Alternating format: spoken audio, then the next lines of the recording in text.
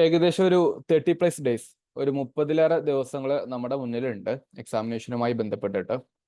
ഈ ഒരു പെർട്ടിക്കുലർ സമയത്ത് ഈ SI മെയിൻസ് എക്സാമിനേഷൻ ഡിമാൻഡ് ചെയ്യുന്ന ചില പ്രധാനപ്പെട്ട കാര്യങ്ങളുണ്ട്. അപ്പൊ അതിനെക്കുറിച്ച് കൃത്യമായിട്ടുള്ള ഒരു ഐഡിയ നിങ്ങൾക്ക് ഉണ്ടാക്കി തരികയും എങ്ങനെ അതിന് പഠിക്കണം, ഒരു മോഡൽ ക്ലാസ് എന്ന രീതിയിൽ ഇന്നത്തെ സെഷൻ നിങ്ങൾക്ക് അതിന്റെ ഭാഗമായിട്ട് യൂട്ടിലൈസ് ചെയ്യാനും പറ്റുന്ന ഒന്നായിരിക്കും. അപ്പോൾ നിങ്ങൾ റെഡി ആണെങ്കിൽ റെഡി എന്നുള്ളൊരു മെസ്സേജ് ഇട്ട് കഴിഞ്ഞാൽ ഞാനൊരു PPT ഷെയർ ചെയ്തങ്ങ് തുടങ്ങാം. ഒരു കുറച്ച് നേരത്തേക്ക് നമ്മൾ കുറച്ച് കഥകളും കാര്യങ്ങളും പോയിന്റുകളൊക്കെ ഡിസ്കസ് ചെയ്യുന്ന ഒരു സെഷൻ. പഠിക്കുന്ന സമയത്ത് ഓരോ പോയിന്റും എങ്ങനെ പഠിക്കണം എന്നത് മനസ്സിലാക്കി വെക്കുക. സെഷനിൽ തന്നെ മാക്സിമം ടോപ്പിക്സ് പഠിച്ച് മുന്നോട്ട് പോകാനും ശ്രമിക്കുക. ഓക്കെ, ഇതാണ് ചെയ്യേണ്ട കാര്യം. Fine.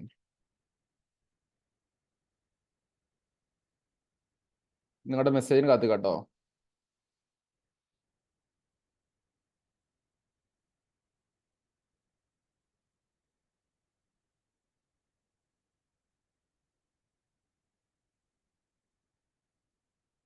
Okay, let me share the screen.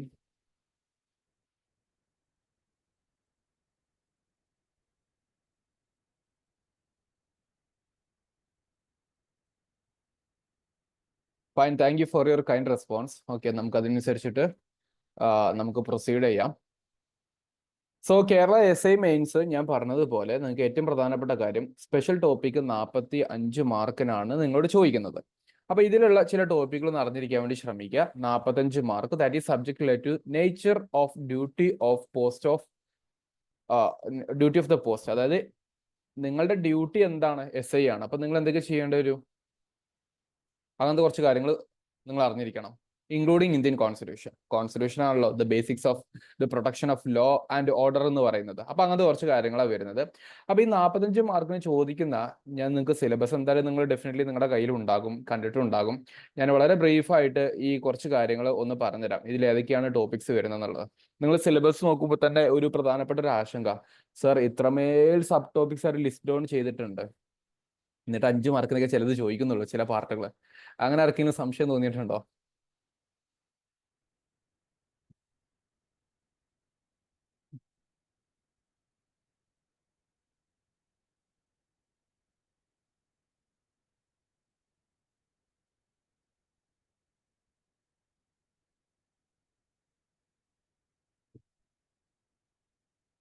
Yeah fine. സ്വാഭാവികമായിട്ടും തോന്നും നിങ്ങൾക്ക് പഠിക്കാനുള്ള ടോപ്പിക്കുകൾ കാണുന്ന സമയത്ത് just think like offences against property. അപ്പോൾ പോലീസിന്റെ ഒരു പ്രധാനപ്പെട്ട ഉത്തരവാദിത്തമാണ് പ്രോപ്പർട്ടി, ബോഡി, വുമൺ, ഇങ്ങനത്തെ ആൾക്കാരുടെ ഒക്കെ ജീവനും സ്വത്തിനും സംരക്ഷണം നൽകുക എന്നുള്ളത്. ഇത് ബേസിക് ആയിട്ട് മനസ്സിലാക്കി വെക്കുക, ഇതാണ് ഇതിന്റെ പ്രധാനപ്പെട്ട ഉദ്ദേശം എന്നുള്ളത്. അപ്പൊ അവർക്കെതിരെയുള്ള കുറ്റങ്ങൾ, ഒഫൻസസ് എന്നുള്ളത് സിംപ്ലി മലയാളത്തിൽ പറയുന്നത് കുറ്റങ്ങൾ എന്നുള്ള രീതിയിൽ. ഓക്കെ, ആ രീതിയിലൊന്ന് മനസ്സിലാക്കി വെക്കുക. Then offences by or against public servant. ഇപ്പൊ നിങ്ങൾ ആലോചിച്ച് നോക്കുക, നിങ്ങളൊരു പോലീസ് സ്റ്റേഷനിൽ ഒരു കേസ് കൊടുക്കാൻ വേണ്ടി പോയി, ആ പോലീസുകാരൻ ഈ കേസ് എടുക്കാൻ പറ്റത്തില്ല, ഇത് വേണമെങ്കിൽ നിനക്കെതിരെ കേസ് എടുക്കാം എന്ന് പറയുകയാണെങ്കിൽ പോലീസുകാരന്റെ ആറ്റിറ്റ്യൂഡ് നമ്മൾ എക്സ്പെക്ട് ചെയ്ത പോലെയാണോ? അല്ല. അപ്പൊ അത് ഒഫൻസസ് ബൈ പബ്ലിക് സർവന്റ് ആണ്. ഓക്കെ, അതേ സമയത്ത് പോലീസുകാരൻ നിങ്ങളെ അടിച്ചു എന്ന് വിചാരിക്കുക, നിങ്ങൾക്ക് ഒരു ജാമ്യം ഓൾറെഡി കിട്ടിയ ഒരു പ്രതിയാണ് നിങ്ങളെങ്കിൽ ജാമ്യം കിട്ടിയ പ്രതി ഒപ്പിടുക എന്ന് പറയുന്ന ഒരു പ്രോസസ്സും കാര്യങ്ങളൊക്കെ ഉണ്ട്. ഇത്ര തവണ ഒപ്പിടുക കോടതിയുടെ നിർദ്ദേശപ്രകാരം എന്നുള്ള. ആ സമയത്ത് നിങ്ങളുടെ മുകളിൽ ദേഹോപദ്രവം ചെയ്തു കഴിഞ്ഞാൽ അത് നമുക്ക് പബ്ലിക് സർവന്റിന്റെ എതിരായിട്ട് നമുക്ക് കൊടുക്കാൻ പറ്റുന്ന ചില കേസുകളൊക്കെ ഉണ്ട്. അപ്പൊ അങ്ങനത്തെ ചില കാര്യങ്ങൾ വരുന്ന കാറ്റഗറീസ് ഒക്കെ ഇതിന്റെ ഭാഗത്തുണ്ടെന്ന് അറിഞ്ഞിരിക്കുക. അതായത് നിങ്ങൾ നിയമം കൊണ്ട് നടക്കുന്ന ആൾക്കാരാണെങ്കിൽ പോലും സൂക്ഷിച്ചില്ലെങ്കിൽ നിയമം നമുക്കിട്ട് പണി തരും എന്നുള്ളതാണ് ചുരുക്കി പറഞ്ഞു കഴിഞ്ഞാൽ അതിന്റെ കാര്യം. പിന്നെ നിങ്ങൾ പഠിച്ചിരിക്കേണ്ട പ്രധാനപ്പെട്ട ഡെഫിനേഷൻസ് ഉണ്ട്. Bailable offence, cognisable offence, investigation, judicial proceeding, non cognizable offence. അപ്പോൾ കോഗ്നൈസബിൾ എന്നുള്ള വാക്കുണ്ട്, ഇവിടെ നോൺ കോഗ്നൈസബിൾ ഉണ്ട്. സിംപ്ലി ഒഫൻസ് എന്ന് പറയുന്ന കാര്യം ഉണ്ട്. അപ്പൊ എന്താണ് ഒഫൻസ് എന്നുള്ളതാണ് നമ്മൾ ആദ്യം പഠിക്കേണ്ടത്. വയലേഷൻ ഓഫ് ലോ എന്ന് പറയുന്ന ഒരു സംഗതിയാണ്. പിന്നെ കേസിൽ തന്നെ ഡിഫറെന്റ് ട്രയലുകൾ ഉണ്ട്, സമ്മൺ കേസ്, വാറന്റ് കേസ് എന്നൊക്കെ പറയുന്നത്. അപ്പൊ അങ്ങനത്തെ ഒരുപാട് ഡെഫിനേഷനും കാര്യങ്ങളൊക്കെ ഇതിന്റെ ഭാഗമായിട്ട് വരുന്നുണ്ട് പാർട്ട് 2-ല്. പാർട്ട് 3-ല് 2 സെഷൻസാണ് വരുന്നത്, രണ്ടും IT റിലേറ്റഡ് ആണ്. അപ്പൊ IT റിലേറ്റഡ് ആയിട്ടുള്ള ഒരു സ്പെസിഫിക് ടോപ്പിക് ഉണ്ട്, that is IT act of 2005 എന്നുള്ളത്. ഈ ആക്ടിന്റെ അടിസ്ഥാനത്തിലാണ് നമ്മളുടെ പ്രധാനപ്പെട്ട ഇൻഫോർമേഷൻ ടെക്നോളജിയുമായി ബന്ധപ്പെട്ട കുറെ കാര്യങ്ങളൊക്കെ നടപ്പിലാവുന്നത്. അത് പോലീസ് ഇൻവെസ്റ്റിഗേഷൻ അങ്ങനത്തെ ചില മേഖലകളിൽ എങ്ങനെ ഉപയോഗിക്കുന്നു എന്നുള്ളതിന്റെ കൃത്യമായിട്ടുള്ള ഒരു സിലബസ് നിങ്ങളുടെ സിലബസിലുണ്ട്. അതിൽ 3 മാർക്കുണ്ട്. അപ്പോൾ അത് കൃത്യമായിട്ട് ഒരു 4 പോയിന്റേ ഉള്ളൂ. അതിങ്ങനെ കൃത്യമായിട്ട് ഒന്ന് പഠിച്ചു വെക്കാണ്ട് ശ്രമിക്കുക. 3 മാർക്കിന് കിട്ടാവുന്ന ഒരു ടോപ്പിക്കാണ്. IT ആക്ടിനെ കുറിച്ച് ജനറലി അറിഞ്ഞിരിക്കണം, അതിന്റെ ഹിസ്റ്ററി അറിഞ്ഞിരിക്കണം, അതിന്റെ യൂസേജസ്, റീസെന്റ് അമെന്റ്മെന്റ്സ്, കേരളത്തിലുള്ള അതിന്റെ ഒരു വാലിഡേഷൻ, ഇങ്ങനത്തെ കുറച്ച് കാര്യങ്ങളൊക്കെ അറിഞ്ഞിരിക്കണം. സിലബസ് ഉണ്ട്, അത് പഠിച്ചു വെച്ചാൽ മതി. പക്ഷേ ഇങ്ങനെ IT act something very important ആണ്, കാരണം technology something very important to this particular service എന്നുള്ളത് കൊണ്ടും. ഇന്ത്യൻ കോൺസ്റ്റിറ്റ്യൂഷൻ ഉണ്ട് എന്നുള്ള സിലബസിൽ പറഞ്ഞു. 7 മാർക്കിന് ചോദിക്കുന്നുണ്ട്. ഓൾറെഡി നിങ്ങളിത് പല PSC എക്സാംസിനും അല്ലെങ്കിൽ UPSC എക്സാംസിനും പഠിച്ചിട്ടുള്ള ടോപ്പിക്കാണ് ഇന്ത്യൻ കോൺസ്റ്റിറ്റ്യൂഷൻ എന്നുള്ളത്. പിന്നെ basics of IT and cyber crimes ഇതുകൂടെ അറിഞ്ഞിരിക്കാൻ വേണ്ടി ശ്രമിക്കുക. കാരണം നിങ്ങൾക്ക് സൈബർ റിലേറ്റഡ് ആയിട്ടുള്ള പോസ്റ്റും കാര്യങ്ങളൊക്കെ വരുന്നുള്ളതാണ്.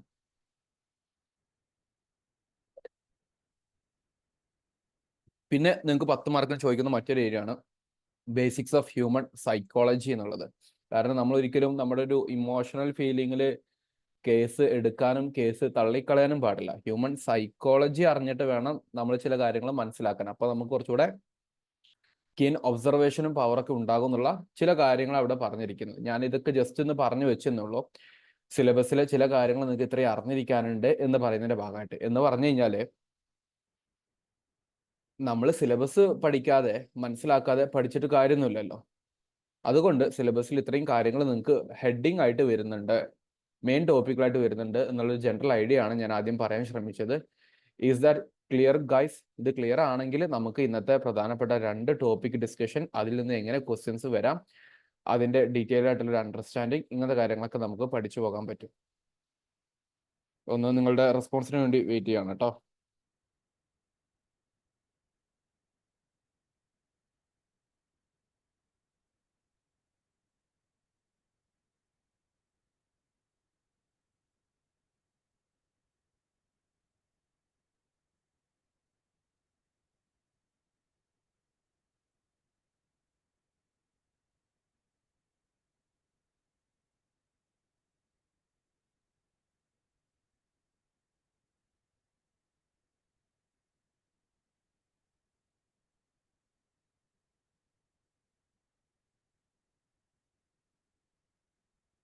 Okay, fine. സിലബസ് ഡീറ്റെയിൽ ആയിട്ട് നമ്മളിപ്പോൾ ഓരോ പോർഷൻസ് എടുക്കുമല്ലോ. ആ പോർഷൻസിന്റെ അകത്ത് വരുന്ന സമയത്ത്, for example basics of IT and cyber crimes എന്ന് പറയുന്ന ഒരു യൂണിറ്റ് നമ്മൾ എടുക്കുന്ന ഒരു സമയത്തായിരിക്കും എന്ത് ചെയ്യുന്നത്, അതുമായി ബന്ധപ്പെട്ടുള്ള ഡിസ്കഷൻസ് അല്ലെങ്കിൽ സിലബസിന്റെ ഡീറ്റെയിൽ അണ്ടർസ്റ്റാൻഡിങ് വരുത്തുക. ഞാൻ ഇപ്പോൾ ഇന്ന് ഉദ്ദേശിക്കുന്നത് നിങ്ങൾ SI മെയിൻസിലോട്ട് വരുന്ന സമയത്ത് നിങ്ങൾക്ക് സിലബസിൽ ഇത്രയും ഭാഗങ്ങളുണ്ട് എന്നുള്ളതിന്റെ ഒരു ജനറൽ പിക്ചർ അത് നിങ്ങൾക്ക് എല്ലാവർക്കും ഉണ്ട്. പ്ലസ് നമ്മളുടെ പഠിക്കുന്നതിന്റെ അടിസ്ഥാനം എന്ന് പറയുന്നത് എന്താണെന്നുള്ളതാണ് ഞാൻ പറയാൻ പോകുന്നത്. അപ്പൊ അതിന്റെ ഭാഗമായിട്ട് ഞാനൊരു ക്വസ്റ്റ്യൻ ചോദിച്ചിട്ടാണ് തുടങ്ങുന്നത്. ഡിയർ സ്റ്റുഡൻസ്, ഇന്ത്യയില്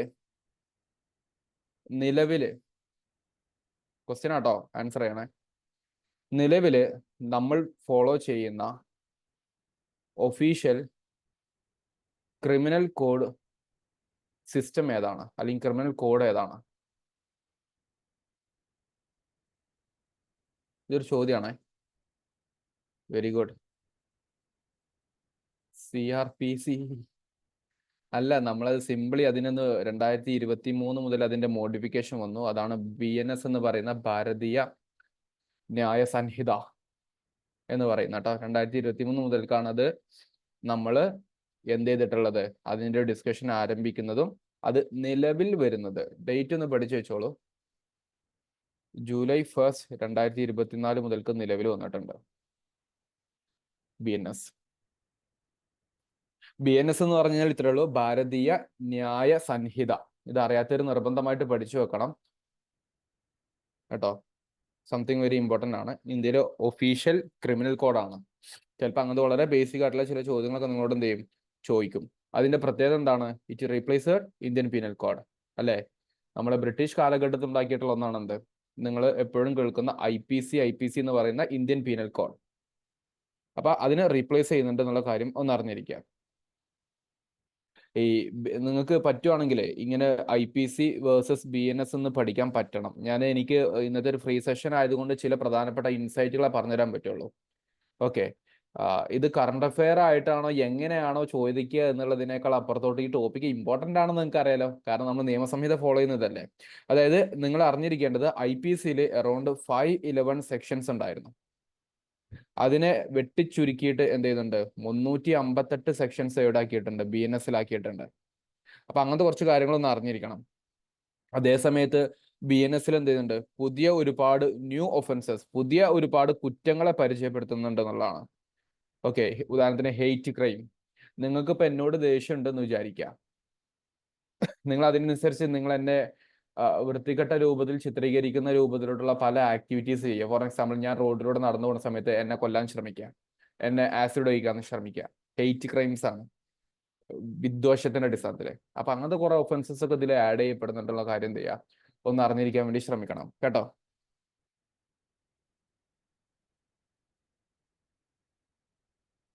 അപ്പൊ ബേസിക് ആയിട്ടുള്ള ഇത്രയും കാര്യങ്ങളൊന്നും അറിഞ്ഞിരിക്കണം. നമുക്ക് ഇത് ഡീറ്റെയിൽ ആയിട്ട് നിങ്ങൾ കറണ്ട് അഫയേഴ്സിന്റെ ഭാഗമായിട്ട് അല്ലെങ്കിൽ സെൽഫ് ലേണിംഗിന്റെ ഭാഗമായിട്ട് ഇതൊന്ന് പഠിക്കാൻ ശ്രമിക്കാം.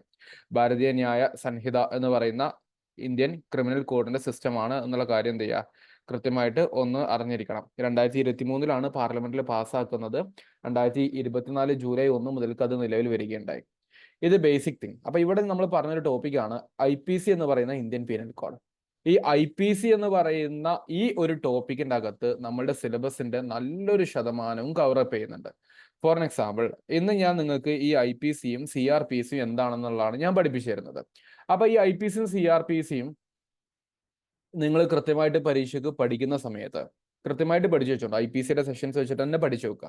ചിലപ്പം പരീക്ഷയ്ക്ക് അത് റിലേറ്റഡ് നിങ്ങൾക്ക് ചോദ്യങ്ങൾ വരും. നിങ്ങൾ BNS ആണെന്ന് വിചാരിച്ചിട്ട് നിങ്ങൾ ഒരിക്കലും എന്ത് ചെയ്യേണ്ട, അതിനെ മാറ്റി നിർത്തേണ്ടതില്ല. കാരണം IPC CRPC എന്ന് പറയുന്ന ഒരു സംഗതി കൂടെ നിങ്ങൾ അറിഞ്ഞിരിക്കണം കേട്ടോ. അപ്പൊ അതിന്റെ ഭാഗമായിട്ട് ചില ടോപ്പിക്ക് പറയുമ്പോൾ ആ ടോപ്പിക്കിന്റെ വാക്കുകളാണ് നിങ്ങളുടെ സിലബസിൽ ഇങ്ങനെ സബ് ടോപ്പിക്കായിട്ട് ലിസ്റ്റ് ചെയ്തിരിക്കുന്നത്.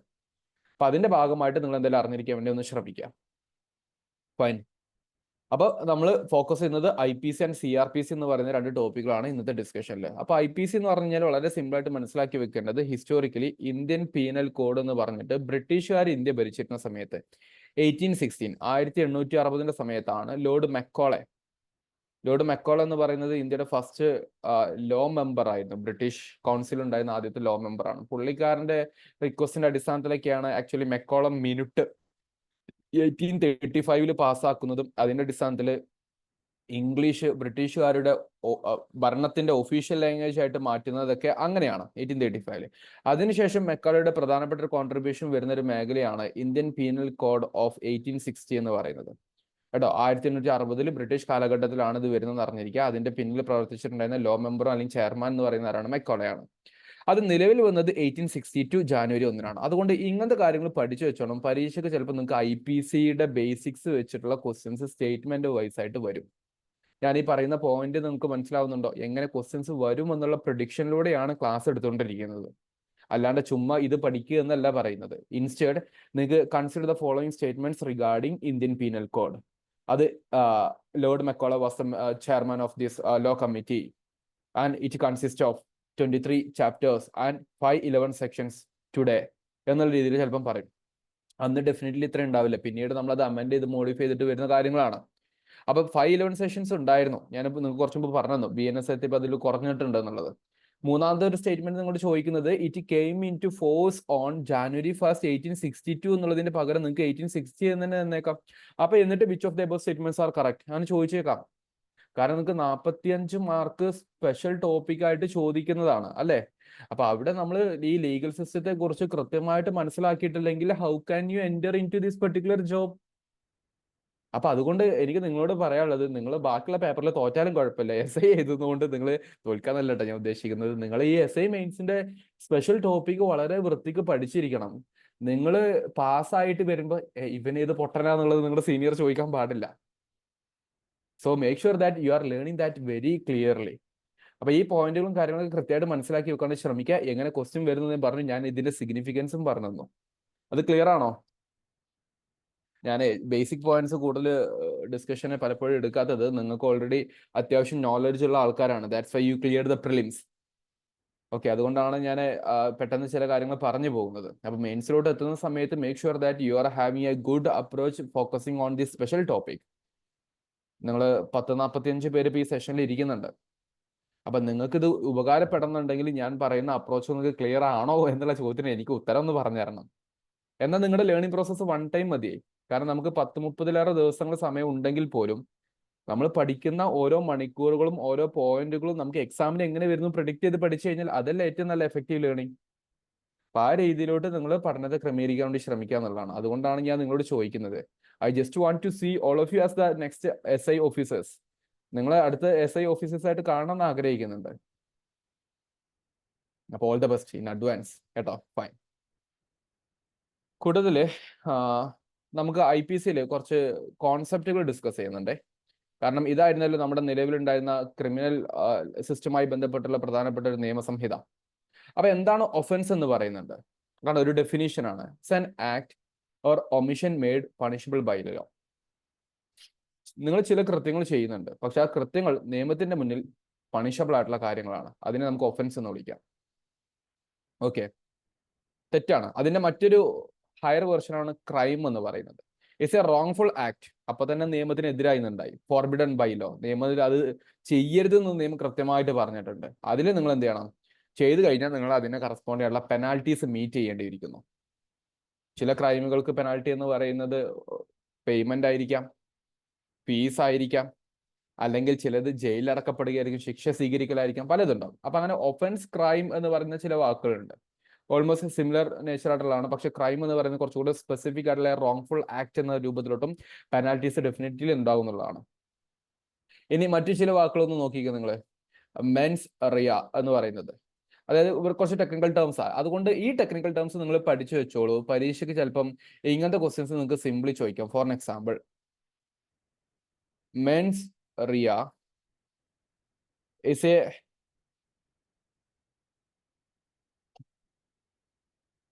criminal terminology meaning what? ഇങ്ങനെ തന്നിട്ട് നിങ്ങൾക്ക് 4 ABCD പറഞ്ഞിട്ട് ഓപ്ഷൻ തരും. അതിൽ ഓപ്ഷൻസിൽ ഗിൽട്ടി മൈൻഡ് ഉണ്ടാവും, ഗിൽട്ടി ആക്ട് ഉണ്ടാവും, അതുപോലെ സിമിലർ ആയിട്ടുള്ള മറ്റു ഓപ്ഷൻസും കടന്നു വന്നേക്കാം. അതുകൊണ്ട് ഇങ്ങനത്തെ ടെക്നിക്കൽ ടേംസും സംടൈംസ് നിങ്ങൾക്ക് പരീക്ഷയ്ക്ക് ചോദ്യങ്ങൾ വരാൻ സാധ്യതയുള്ളതാണ്. അപ്പൊ മെൻസ് റിയ എന്ന് പറയുന്നത് ഗിൽട്ടി മൈൻഡ് എന്നുള്ളതാണ്. ഞാൻ ഈ പറഞ്ഞ മെത്തേഡ് ഓഫ് ക്വസ്റ്റ്യൻ എങ്ങനെ വരും എന്ന് നിങ്ങൾക്ക് മനസ്സിലായോ? അങ്ങനെ മനസ്സിലായിട്ടുണ്ടെങ്കിൽ പഠനം എളുപ്പമാവും. കാരണം എന്താ? ക്വസ്റ്റ്യൻ അനുസരിച്ച് പഠിച്ചാൽ മതി എന്നുള്ളതാണ്. Is that clear?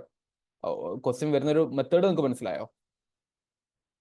So men's Riya എന്നുകൊണ്ട് ഉദ്ദേശിക്കുന്നത് ഗിൽട്ടി മൈൻഡ് ആണ്. എന്താ ഗിൽട്ടി മൈൻഡ് വരുന്നെന്താ? അതായത് നമ്മൾ ചെയ്യുന്നത് തെറ്റാണെന്ന് നമ്മളുടെ ബുദ്ധിക്ക് മനസ്സിലാകുന്നുണ്ട് എന്നുള്ളതാണ് മെൻസ് റിയ എന്ന് പറയുന്നത്.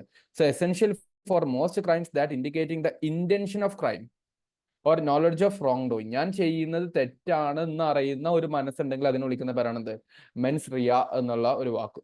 ഇനി ആക്ടസ് റിയൂസ് എന്ന് പറയുന്ന ഒരു വാക്ക് പറയുന്നത് ഗിൽട്ടി ആക്ട് ആണ്. This is the physical act or illegal omission that constitute the crime. നമ്മൾ ആ തെറ്റ് ചെയ്യുന്ന ആ ആക്ട് ഉണ്ടല്ലോ, ആ പ്രവൃത്തി, അതിന് ഒന്ന് മൈൻഡാണ്. അയ്യോ ചെയ്യുന്നത് തെറ്റാണല്ലോ, കൊല്ലാൻ പാടില്ലല്ലോ എന്ന് പറയുന്നതിനാണ് മെൻസ് റിയ എന്ന് പറയുന്നത്, ഗിൽട്ടി മൈൻഡ്. ആ പ്രവൃത്തി നടത്തുന്നതിനാണ് ഗിൽട്ടി ആക്ട് എന്ന് പറയുന്നത്. നിങ്ങൾക്ക് ആ രണ്ട് ടെർമിനോളജി മനസ്സിലായിട്ടുണ്ടോ?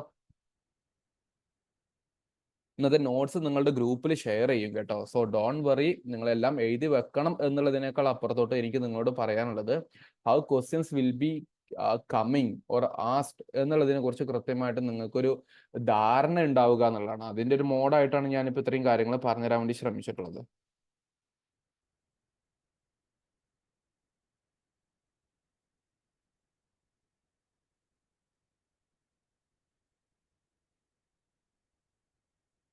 ഫൈൻ.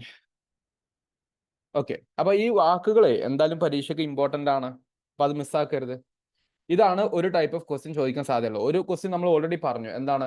നിങ്ങൾക്ക് കൺസിഡർ ദ ഫോളോയിങ് എന്ന് പറഞ്ഞിട്ട് സ്റ്റേറ്റ്മെന്റ് വൈസ് ആയിട്ടുള്ള IPCയുടെ ബേസിക് കാര്യങ്ങൾ വെച്ചിട്ട് ചോദ്യങ്ങൾ ചോദിച്ചേക്കാം. Method of question number 1, method of question number 2 കോൺസെപ്റ്റുകളെ വെച്ചിട്ട് അല്ലെങ്കിൽ ടെർമിനോളജി വെച്ചിട്ട് ചോദ്യങ്ങൾ ചോദിച്ചേക്കാം. അതിന് എക്സാമ്പിൾ ആണ് മെൻസ് റിയം, ആക്ടിസ് റിയസ് എന്ന് പറയുന്ന കാര്യങ്ങൾ കേട്ടോ. ഫൈൻ. മെൻസ് റിയസ് എന്ന് പറഞ്ഞു കഴിഞ്ഞാൽ എന്താ ഉദ്ദേശിക്കുന്നത്? അതുകൊണ്ട് ഉദ്ദേശിക്കുന്നത് മൈൻഡ് ആണ്. അത് ചെയ്യുന്ന തെറ്റാണെന്നുള്ള തിരിച്ചറിവാണ്. ആക്ടസ് റിയസ് എന്ന് പറഞ്ഞാലോ ആ ചെയ്ത തെറ്റിനെയാണ് പറയുന്നത്. അതായത് ഇവിടെ തെറ്റ് സംഭവിച്ചു, ഇവിടെ തെറ്റ് സംഭവിക്കുന്നതിനേക്കാൾ അപ്പുറത്തോട്ട് ആ തെറ്റാണെന്നുള്ള തിരിച്ചറിവ് മാത്രമേ ഉള്ളൂ. ഇന്റൻഷൻ ഓർ നോളജ്, അവയർനെസ് മാത്രമേ ഉള്ളൂ. ഒന്ന് മൈൻഡാണ്, മറ്റൊന്ന് ആക്ടിവിറ്റി ആണ്. അതാണ് ഡിഫറൻസ് കേട്ടോ. അപ്പൊ ആ രീതിയിലൊന്ന് അറിഞ്ഞിരിക്കുക. ഇങ്ങനത്തെ കുറെ കോൺസെപ്റ്റുകൾ എവിടെ ഡീൽ ചെയ്യുന്നുണ്ട്? IPCയിൽ ഡീൽ ചെയ്യുന്നുണ്ട്. That's why we are having such a discussion right now.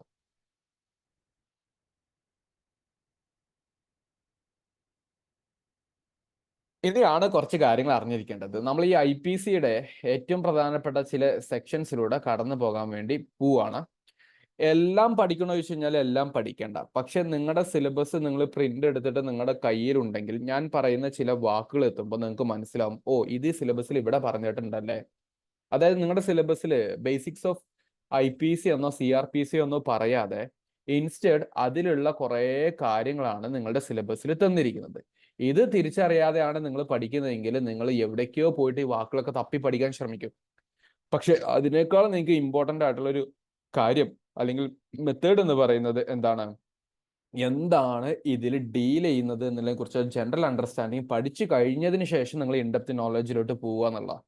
അപ്പൊ അതിന്റെ ഭാഗമായിട്ട് മനസ്സിലാക്കി വെക്കേണ്ടത്, അതായത് സെക്ഷൻസ് IPC സെക്ഷൻ 6 മുതൽ 52 വരെ കവർ ചെയ്യുന്നത് ചില ജനറൽ എക്സ്പ്ലനേഷൻസ് ആണ്. അപ്പൊ അതിൽ ഏറ്റവും പ്രധാനപ്പെട്ട ചില എക്സ്പ്ലനേഷൻസ് ഞാൻ ഇവിടെ ജസ്റ്റ് മെൻഷൻ ചെയ്തു പോകുന്നുണ്ട്, ഒന്ന് ശ്രദ്ധിച്ചേക്കാം.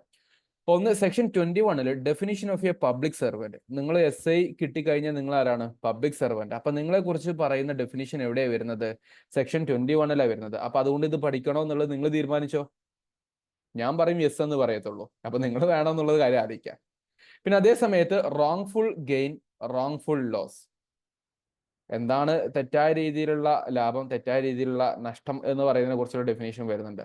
ഞാൻ പറയുന്നത് ഇവിടെ നിങ്ങൾ എന്തായാലും പബ്ലിക് സെർവന്റ് എന്ന് പറയുന്ന ഡെഫിനേഷൻ എവിടെയാണെന്നുള്ളത് പഠിച്ചു വെച്ചോണം. കാരണം നിങ്ങൾക്ക് അടുത്ത് ചോദിക്കാൻ സാധ്യതയുള്ള ഒരു ടൈപ്പ് ഓഫ് ക്വസ്റ്റ്യൻ പറഞ്ഞുതരാം. നിങ്ങളോട് ഒരു സ്റ്റേറ്റ്മെന്റ് തന്നിട്ട് അല്ലെങ്കിൽ ഒരു ഡെഫിനേഷൻ തന്നിട്ട് ഇത് ഏത് ആക്ടിലാണ് പറയുന്നത് അല്ലെങ്കിൽ ഏത് സെക്ഷനിലാണ് പറയുന്നത് എന്നുള്ള രീതിയിൽ ചോദ്യങ്ങൾ ചോദിച്ചേക്കാം. I can show you. നമ്മൾ എൻഡ് ഓഫ് ടുഡേസ് ഡിസ്കഷൻ നമ്മൾ പ്രധാനപ്പെട്ട ചില ചോദ്യങ്ങൾക്ക് കവറപ്പ് ചെയ്യുന്നതായിരിക്കും, ചില മെത്തേഡ് കാണിച്ചു തരുന്നതായിരിക്കും. അപ്പൊ അങ്ങനെ ഉണ്ടെന്നുള്ള കാര്യം അറിഞ്ഞിരിക്കുക. പിന്നെ 76 മുതൽ 106 മുതൽ ചില എക്സെപ്ഷൻസ് പറയുന്നുണ്ട്, like mistake of fact, mistake of law, ലോയുടെ ചില തെറ്റുകളെ കുറിച്ച് പറയുന്നുണ്ട്. അപ്പൊ ഇവിടെ വാക്കുണ്ടോ? ഇഗ്നോറൻഷ്യ ജൂറിസ് നോൺ എക്സ്ക്യൂസാറ്റ്, ഇഗ്നോറൻഷ്യ ഫാക്ടി എക്സ്ക്യൂസാറ്റ്. ഇങ്ങനത്തെ ടെർമിനോളജീസ് ഇതിൽ കയറി വരുന്നുണ്ട്. അപ്പൊ ഇങ്ങനത്തെ കുറച്ച് കാര്യങ്ങൾ നിങ്ങൾ ഒരിക്കലും ഒട്ടും കേൾക്കാത്ത ഒരു ആസ്പിരന്റ് ആയിട്ട് പോകാൻ പാടില്ല. അതുകൊണ്ടാണ് കുറച്ച് ലീഗൽ ടേംസുകൾ പരിചയപ്പെടുത്തിട്ടെങ്കിലും ഇപ്പൊ പറയാൻ ശ്രമിക്കുന്നത്. ഇൻഡെപ്തിൽ അതിപ്പോ പഠിക്കാൻ നിൽക്കണ്ട, പക്ഷെ അറിഞ്ഞിരിക്കുക ഇങ്ങനത്തെ കുറച്ച് കാര്യങ്ങൾ വരുന്നുണ്ട്. ഇനി ആക്സിഡന്റ് കേസുകൾ, acts done in good faith, consent, private defence. നിങ്ങൾ ഒരാളെ അറ്റാക്ക് ചെയ്യുന്ന സമയത്ത് നിങ്ങളുടെ ജീവൻ സംരക്ഷിക്കാൻ വേണ്ടി നിങ്ങൾ അതിനെ ഡിഫെൻഡ് ചെയ്യുന്നുണ്ടെങ്കിൽ അത് പ്രൈവറ്റ് ഡിഫെൻഡ് അല്ലേ? അപ്പൊ അങ്ങനത്തെ കുറച്ച് കാര്യങ്ങളൊക്കെ വരുന്നത് ഈ ഒരു എക്സെപ്ഷൻ കാറ്റഗറിയിലാണ് വരുന്നത്. അപ്പൊ അങ്ങനെ ജസ്റ്റ് ഒന്ന് അറിഞ്ഞിരിക്കുക അങ്ങനത്തെ കുറച്ച് കാര്യങ്ങൾ വരുന്നുണ്ട്. ഡീറ്റെയിൽ ആയിട്ടുള്ള ഡിസ്കഷൻ ഡെഫിനറ്റ്ലി നിങ്ങളുടെ ഫർദർ ക്ലാസ്സുകളിൽ വരും.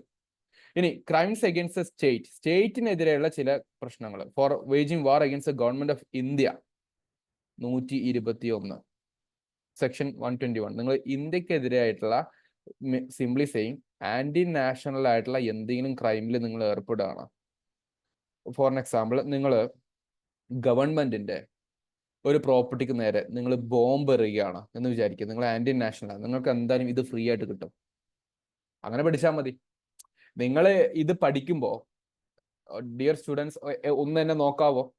ഓക്കെ, ഞാൻ നെറ്റ്വർക്ക് ഇഷ്യൂ വരാതിരിക്കാൻ വേണ്ടിയാണ് ഇടയ്ക്ക് വീഡിയോ ഒന്ന് ഓഫ് ചെയ്യുന്നത്. മറ്റേ ഫ്ലോക്ക് നെറ്റ്വർക്ക് ഇന്ററപ്ഷൻ വന്നേക്കാം. അപ്പൊ ഞാൻ നോക്കാൻ പറയുമ്പോൾ ഒന്ന് നോക്കും. ഞാൻ ഇത് എങ്ങനെ പഠിക്കണം നിങ്ങൾ ആലോചിക്കുക. നിങ്ങൾ അടുത്ത ഒരു 35-ാമത്തെയോ 36-ാമത്തെയോ അല്ലെങ്കിൽ ഒരു മാസം കണ്ട് നിങ്ങൾ എക്സാമിനേഷൻ എഴുതി പോകുമ്പോൾ നിങ്ങൾ ഒരു SI ഉദ്യോഗസ്ഥനായിട്ട് മെയിൻസ് എഴുതാൻ പറ്റണം നിങ്ങൾക്ക്. എന്ന് പറഞ്ഞു കഴിഞ്ഞാൽ just feel that you are SI officer now. എന്നിട്ട് ഈ ടോപ്പിക്ക് നിങ്ങളൊന്ന് പഠിച്ചു നോക്കിക്കേ. എന്നെ കുറിച്ച് പറയുന്ന ഡെഫിനിഷൻ പറയുന്നതാണ് സെക്ഷൻ 21 ഓഫ് IPC. അപ്പോൾ ഒരു പബ്ലിക് സർവന്റിനെ കുറിച്ച് പറയുന്ന സെക്ഷൻ 21 ആണ്. അപ്പൊ അത് നമ്മുടെ ബ്രെയിനിൽ സ്റ്റോർ ചെയ്യപ്പെട്ടു. Because we are not learning, we are going to understand in our own situation. ഞാൻ എന്നെ തന്നെ നിന്നുകൊണ്ട് ഇതിനെ മനസ്സിലാക്കാനുള്ള ഒരു ശ്രമം നടത്തുന്നത്. ഫോർ എക്സാമ്പിൾ, ഇനിയിപ്പോ ഞാൻ നേരത്തെ പറഞ്ഞ ആ ഒരു സ്റ്റോറി നോക്കുക. ഒരാൾ ഒരു ബോംബ് എറിഞ്ഞ് സ്റ്റേറ്റിനെതിരെ അല്ലെങ്കിൽ പബ്ലിക് പോസ്റ്റ് ഓഫീസിനെതിരെ ഒരാൾ ബോംബിട്ട്, അയാള് പോസ്റ്റ് ഓഫീസിനെതിരെ ബോംബിട്ടു എന്ന് പറഞ്ഞു കഴിഞ്ഞാൽ അവിടെ ശ്രദ്ധിക്കേണ്ട എന്താ? പോസ്റ്റ് ഓഫീസ് അല്ലേ എന്നുള്ളതല്ല, അത് സ്റ്റേറ്റിന്റെ പ്രോപ്പർട്ടിയാണ്, അതിനെ നശിപ്പിക്കാൻ വേണ്ടി ശ്രമിച്ചു, അത് ബോംബുമാണ്, അത് സ്റ്റേറ്റിന് എതിരായിട്ടുള്ള ക്രൈമാണോ, ആന്റി നാഷണൽ ആണ്. സോ ഒബ്വിയസ്ലി അയാൾക്ക് ഫ്രീ ആയിട്ട് നമുക്ക് ചാർത്തി കൊടുക്കാൻ പറ്റുന്ന ഒരു പട്ടമാണെന്ത് സെക്ഷൻ 121. ഇങ്ങനെ പഠിച്ചൂടെ? നിങ്ങൾ നിയമം സംരക്ഷിക്കേണ്ട ആൾക്കാരല്ലേ. ഞാൻ പറഞ്ഞ മനസ്സിലായോ? ആ മെത്തേഡ് നിങ്ങൾക്ക് പിടുത്തം കിട്ടിയോ? ആ മെത്തേഡ് നിങ്ങൾക്ക് പിടുത്തം കിട്ടിയിട്ടുണ്ടെങ്കിൽ ഇന്ന് നമുക്ക് പല സ്ഥലത്തും അത് അപ്ലൈ ചെയ്യാൻ വേണ്ടി പറ്റുന്നുള്ളതാണ്. അപ്പൊ നിങ്ങൾ ഓക്കെ ആണെങ്കിൽ പറയാം, അതിനനുസരിച്ച് നമുക്ക് എന്ത് ചെയ്യാം, ബാക്കി കാര്യങ്ങൾ ഡിസ്കസ് ചെയ്ത് പോകാം. ആ മെത്തേഡിൽ എടുത്താൽ മതി, അപ്പൊ നിങ്ങൾക്ക് എളുപ്പമായി. അങ്ങനത്തെ സിറ്റുവേഷനെ ഇമാജിൻ ചെയ്യാം. അങ്ങനത്തെ ആൾക്കാർക്ക് നമുക്ക് സെക്ഷൻ 121 എന്തായാലും കൊടുത്തിരിക്കാം എന്ന് നിങ്ങൾ ഇപ്പൊ തന്നെ ഒരു SI ഉദ്യോഗസ്ഥനെ പോലെ ഇരുന്നിട്ടാണ് കാര്യങ്ങൾ ചെയ്യേ.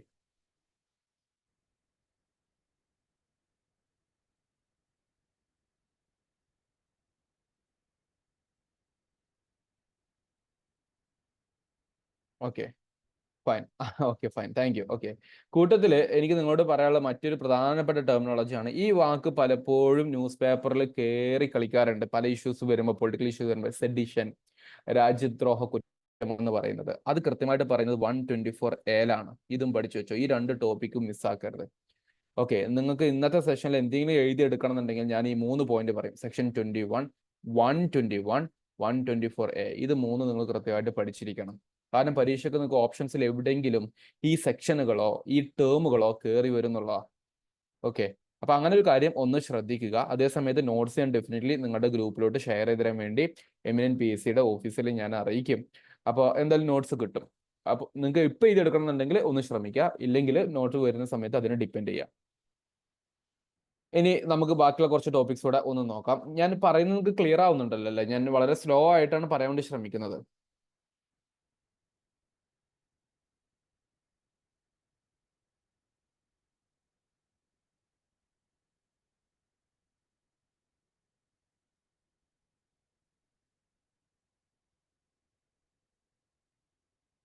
Okay fine fine. ഇനി നോക്കിക്കേ, മറ്റൊരു ടോപ്പിക്ക് വരുന്നത് crimes against public tranquillity. Public tranquillity പറഞ്ഞു കഴിഞ്ഞാല്, പബ്ലിക് പറഞ്ഞാൽ എന്താ, പൊതു, അതായത് ജനങ്ങളുടെ ട്രാങ്ക്വിലിറ്റി. ട്രാങ്ക്വിലിറ്റി കൊണ്ട് ഉദ്ദേശിക്കുന്നത് ശാന്തത, അല്ലെങ്കിൽ ഒരു പീസ്ഫുൾ ലൈഫിനെതിരായിട്ടുള്ള ക്രൈമുകൾ എന്തൊക്കെയാണ്? For example, unlawful assembly. കുറെ ആൾക്കാർ എന്ന് റോട്ടും വന്നിട്ട് കൂടി നിൽക്കുകയാണ്, യാത്രാ സഞ്ചാര സ്വാതന്ത്ര്യത്തെ തടസ്സപ്പെടുത്തുകയാണ്. അത് സെക്ഷൻ 141 ആണ്. 146 കലാപം ഉണ്ടാക്കുക, റിയോട്ടിങ് എന്ന് പറയുന്ന സംഗതി വരുന്നത്. അപ്പോൾ ഞാൻ നേരത്തെ പറഞ്ഞ ഒരു സിറ്റുവേഷനിൽ നിങ്ങൾ ഒരു കലാപഭൂമിയിൽ അല്ലെങ്കിൽ ഒരു പ്രശ്നം നടക്കുന്ന ഒരു ഏരിയയിൽ നിൽക്കുവാണെങ്കിൽ നിങ്ങൾക്ക് ഈ ഒരു ആക്ടുകളാണ് അവിടെ കയറി വരിക. ഫൈൻ. ഇനി offences relating to public servant. ഇനിയിപ്പോൾ നിങ്ങൾ ഗവൺമെന്റ് ജോലി കിട്ടി, അല്ലെങ്കിൽ നിങ്ങൾ SI എന്ന് വിചാരിക്കുക, എന്നിട്ട് നിങ്ങൾക്കെതിരെ ചില കേസുകൾ ചുമത്താനാണെങ്കിൽ ഒന്ന് ആലോചിച്ച് നോക്കുക. നിങ്ങൾ നിയമം പറഞ്ഞൊരു കാര്യം നിങ്ങൾ ചെയ്തില്ല, so public servant disobeying the law, അത് സെക്ഷൻ 166 വരുന്നത്. Public servant unlawfully buying or bidding for property. ഇവിടെ ഉണ്ടോ, അൺലോഫുള്ളി ബൈയിങ് എന്നേ പറഞ്ഞിട്ടുള്ളൂ. നിങ്ങൾക്ക് ലോഫുൾ ആയിട്ട് എന്ത് ചെയ്യാം, ഒരു പ്രോപ്പർട്ടി വാങ്ങിക്കാം, പ്രശ്നമില്ല. പക്ഷെ അതില്ലാതെ നിങ്ങൾ കൃത്യമായിട്ട് ചെയ്യുകയാണെങ്കിൽ നിങ്ങൾക്ക് സ്പെസിഫിക് ആയിട്ട് 169 കിട്ടും. ഇല്ലെങ്കിൽ നിയമം തെറ്റിച്ച് കഴിഞ്ഞാൽ 166 നിങ്ങളുടെ മുകളിൽ ചാർത്തി തരും. അപ്പൊ അങ്ങനത്തെ കുറച്ച് കാര്യങ്ങളൊന്നും അറിഞ്ഞിരിക്കുക, ജനറൽ ഇൻഫോർമേഷനാ. അപ്പൊ ഇതൊന്ന് ജസ്റ്റ് ഒന്ന് അറിഞ്ഞിരിക്കാൻ വേണ്ടി ഒന്ന് ശ്രമിക്കും. മുമ്പത്തെ സെഡിഷനൊക്കെ വളരെ ഇമ്പോർട്ടന്റ് ആണ്, മിസ്സാക്കരുത്. Offences affecting the human body, ഇതൊന്നും അറിഞ്ഞിരിക്കാൻ വേണ്ടി ശ്രമിക്കാം. അതായത് എന്താണ്, ഹ്യൂമൻ ബോഡിക്കെതിരെ നടക്കുന്ന ചില കുറ്റകൃത്യങ്ങൾ എന്നുള്ള. ഇതും കുറച്ച് ഇമ്പോർട്ടന്റ്, കാരണം ഇതായിരിക്കും പലപ്പോഴും നമ്മുടെ നാട്ടിലൊക്കെ നടക്കുന്ന പ്രധാനപ്പെട്ട കാര്യങ്ങൾ എന്നുള്ളത്. ഫൈൻ. ഇവിടെ കണ്ടോ നിങ്ങള്, സെക്ഷൻ 299 and 300 എന്ന് പറയുന്നത് കൾപ്പബിൾ ഹോമിസൈഡാ. കൾപ്പബിൾ ഹോമിസൈഡ് എന്ന് പറയുന്നതുകൊണ്ട് ഉദ്ദേശിക്കുന്നത് കുറ്റകരമായിട്ടുള്ള നരഹത്യ. നരഹത്യയാണ് ഹോമിസൈഡ്, അത് കുറ്റകരമായിട്ടുള്ള രീതിയിൽ. ഓക്കെ, കൈൻഡ് ഓഫ് കൊല്ലുക എന്ന് പറയുന്ന രീതിയിൽ, മർഡർ കാര്യങ്ങളൊക്കെ വരുന്നതാണ് സെക്ഷൻ 299, 300. ഡൗറി ഡെത്ത്, കൂടുതൽ എക്സ്പ്ലനേഷൻ വേണ്ടി വരില്ല, പക്ഷെ ഇത് പഠിച്ചു വെച്ചാണ്, വളരെ ഇമ്പോർട്ടന്റ്. സെക്ഷൻ 304B എന്ന് പറയുന്നത്. അപ്പൊ നിങ്ങൾ ആലോചിക്കുക, നിങ്ങൾ പോലീസ് സ്റ്റേഷനിൽ ഇരിക്കുന്ന സമയത്ത് ഒരു പാരന്റിന്റെ ഒരു കുട്ടിയുടെ പാരന്റ്സ് വന്നിട്ട് ഞങ്ങളുടെ മകള് ഡൗറി വിഷയവുമായി ബന്ധപ്പെട്ടിട്ടുള്ള ചില പ്രശ്നങ്ങളിൽ അകപ്പെട്ടു കേസ് തന്നു. കുറച്ച് ദിവസം കഴിയുമ്പോൾ ആ കുട്ടി ആത്മഹത്യ ചെയ്തു, ഡൗറി ഡെത്ത് ആണ്. അപ്പൊ നിങ്ങൾക്ക് ആ പുരുഷന്റെ വീട്ടുകാരുടെ മുകളിൽ ചുമത്താൻ പറ്റാവുന്ന ഒരു കേസാണ് എന്ത്? സെക്ഷൻ 304B എന്ന് പറയുന്നത്. Section 319, 326 hurt and grievous hurt, വേദനിപ്പിക്കുക എന്ന് പറയുന്ന രീതിയിലുള്ള സംഗതി. 354 assault or criminal force to a women with intent to outrage her modesty. ഒരു സ്ത്രീയുടെ ചാരിതാർത്ഥ്യം നഷ്ടപ്പെടുത്തുന്ന രൂപത്തിലോട്ടുള്ള ആക്ടുകളിൽ ഏർപ്പെട്ട് കഴിഞ്ഞാൽ ജനറലി കിട്ടാവുന്നതാണ് 354 എന്നുള്ളത്. സ്പെസിഫിക്കലി റേപ്പിനുള്ളതാണ് 375ഉം 376ഉം. ഇത് പഠിച്ചൂടെ? Something very commonly hearing thing അല്ലേ? അപ്പൊ ഇത് പഠിക്കുക. ഡൗറി ഡെത്ത് എന്തായാലും പഠിക്കുക, 304B എന്ന് പറയുന്ന ഒരു കോൺസെപ്റ്റ്. അപ്പൊ ഇങ്ങനെ സ്പെസിഫിക്കലി പഠിക്കേണ്ട കാര്യങ്ങൾ ആസ് സച്ച് ഇപ്പൊ തന്നെ പഠിച്ചു പോകാൻ വേണ്ടി ശ്രമിക്കുക ഗൈസ്. കാരണം ഇങ്ങനത്തെ ചോദ്യങ്ങൾ പരീക്ഷയ്ക്ക് വരും. അപ്പൊ ഈ ഒരു PPTയുടെ ഈ ഒരു പ്രസന്റേഷനിൽ നമുക്ക് കുറച്ച് കാര്യങ്ങൾ വരുന്നുണ്ട്. ഡൗറിയുമായി ബന്ധപ്പെട്ടുള്ള ഡെത്ത് കിടപ്പുണ്ട്, നരഹത്യ മർഡർ വരുന്നുണ്ട്, റേപ്പ് വരുന്നുണ്ട്, സംതിങ് ഇമ്പോർട്ടന്റ് ആണ്. ക്ലിയർ ആണല്ലോ അല്ലേ? കാരണം ഇത് നിങ്ങൾ അറിഞ്ഞിരിക്കൽ നിർബന്ധമാണ്, അതുകൊണ്ടാണ് കേട്ടോ.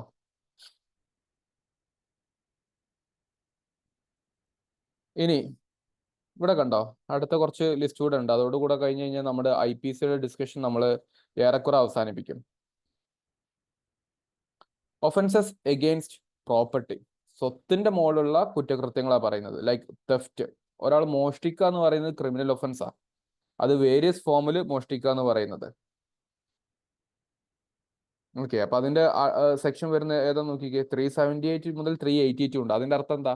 അതില് ഫർദർ ഡിസ്കഷനും കാര്യങ്ങളൊക്കെ വരുന്നുണ്ട് എന്നുള്ളതാണ്. അപ്പൊ നിങ്ങൾ ഇപ്പൊ ഒരു ജനറൽ അണ്ടർസ്റ്റാൻഡിങ് ഉണ്ടാക്കിയെടുത്താൽ മതി. ഫൈൻ. പിന്നെ വരുന്നു എക്സ്റ്റോർഷൻ ആൻഡ് റോബറി. രണ്ടും ഉദ്ദേശിക്കുന്നത് എന്താണ്? കൊള്ളയടിക്കുക എന്ന് പറയുന്ന ഒരു കാര്യമാണ് വരുന്നത്. ഇതൊക്കെ ഓരോ ടെർമിനോളജീസ് ആട്ടോ. ലൈക്ക് ഇങ്ങനെ ഓരോന്നും നമ്മൾ ഓരോ ഡെഫിനേഷൻ ഉണ്ടാവും ഇതിന്, ഓരോ കാറ്റഗറിക്ക് വേണ്ടിയിട്ട്.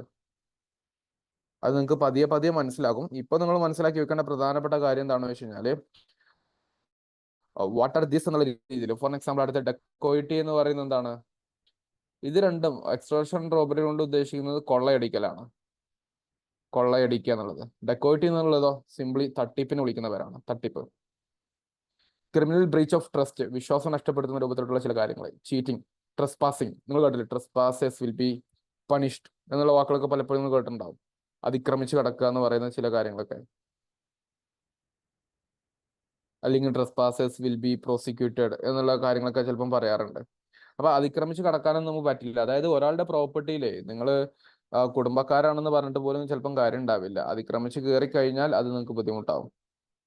സോ തെഫ്റ്റ്, അതുമായി ബന്ധപ്പെട്ടുള്ള കൊള്ളയടി, തട്ടിപ്പ്, വിശ്വാസം നഷ്ടപ്പെടുത്തുക, ചീറ്റിങ്, പിന്നെ അതിക്രമിച്ച് കടക്കുക, ഇങ്ങനത്തെ കുറച്ച് കാര്യങ്ങൾ വരുന്നതാണ് സെക്ഷൻ 378 to 462 എന്ന് പറയുന്നത്. ചിലപ്പോൾ നിങ്ങളോട് ജനറലി ഈ ഒരു ചോദ്യം തന്നെ ചോദിച്ചേക്കാം. സെക്ഷൻ 378 to 462 എന്ത് കാറ്റഗറിയാണ് വരുന്നത്?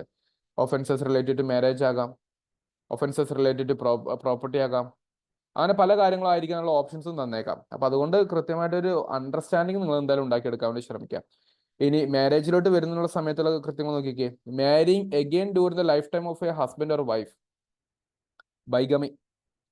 ഒരു ഭാര്യ അല്ലെങ്കിൽ ഒരു ഹസ്ബൻഡ് ഓൾറെഡി അവർ മാരീഡ് ആണ്, മാരേജ് നിലനിൽക്കുന്ന ഒരു സാഹചര്യത്തിൽ തന്നെ പുള്ളിക്കാരി പോയിട്ട് വേറെ ആളെ കെട്ടുന്നു, അല്ലെങ്കിൽ പുള്ളിക്കാരൻ പോയിട്ട് വേറെ ആളെ കെട്ടുന്നു, അത് എന്തല്ല?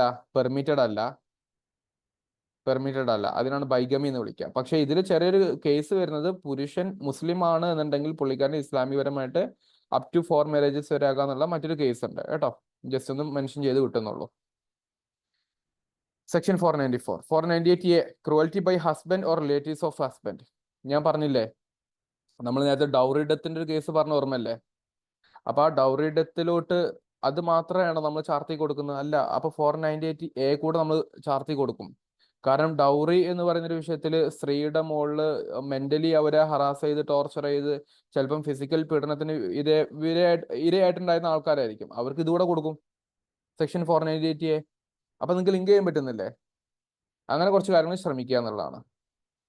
മറ്റൊന്നാണ് ഡിഫേമേഷൻ എന്ന് പറയുന്ന ഒരു പ്രധാനപ്പെട്ട കാര്യം. This is something very important. ഇന്നത്തെ കാലഘട്ടത്തിൽ ആൾക്കാർ ഒരു ആളോട് ശത്രുത തോന്നുന്ന സമയത്ത് ഏറ്റവും പ്രധാനപ്പെട്ട ഒരു സംഗതിയാണ് മറ്റൊരാളെ അപകീർത്തിപ്പെടുത്തുക എന്നുള്ളത്. അതാണ് ഡിഫേമേഷൻ എന്നുള്ളത്. അപകീർത്തിപ്പെടുത്തുക, മാനഹാനി, അല്ലെങ്കിൽ റെസ്പെക്റ്റിന് ഡിഗ്നിറ്റിയെ ചലഞ്ച് ചെയ്യുക എന്നുള്ളത്.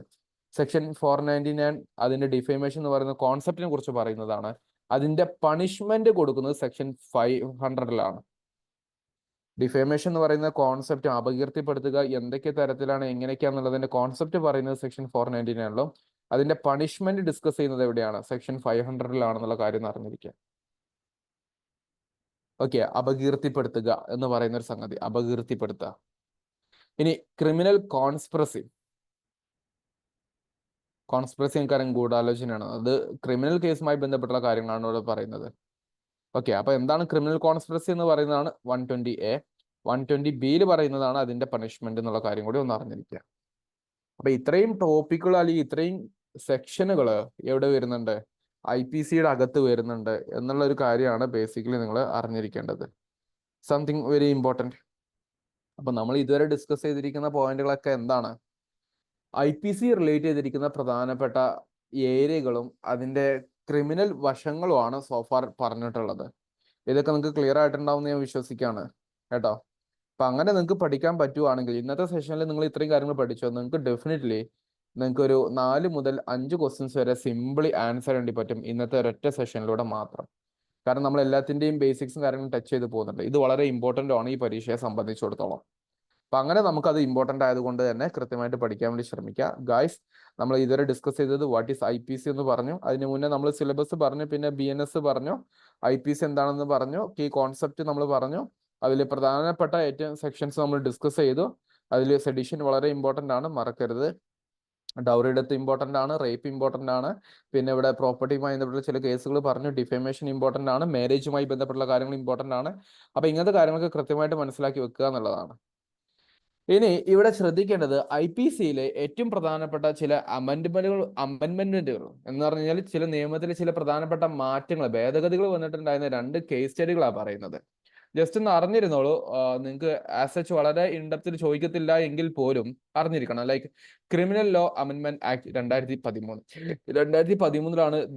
രാജ്യത്ത് നെറ്റിയിട്ടുള്ള ഡൽഹി ഗാങ് റേപ്പ് കേസായിട്ടുള്ള നിർഭയ കേസ് വരുന്നത്. അതുകൊണ്ട് അതിനെ നിർഭയ ആക്ട് എന്ന് വിളിക്കും. നിർഭയ എന്നുള്ള പെൺകുട്ടിയെ ചെയ്തിട്ടുള്ള കാര്യമില്ലേ, അങ്ങനത്തെ കാര്യങ്ങൾ. ഓക്കെ, അപ്പൊ സെക്ഷൽ ഒഫൻസസുമായി ബന്ധപ്പെട്ടിട്ടുള്ള കാര്യങ്ങൾ IPCയിൽ ഉണ്ടായിരുന്ന 376 നിങ്ങൾക്കറിയാം റേപ്പ് ആണെന്നുള്ളത് അല്ലെ.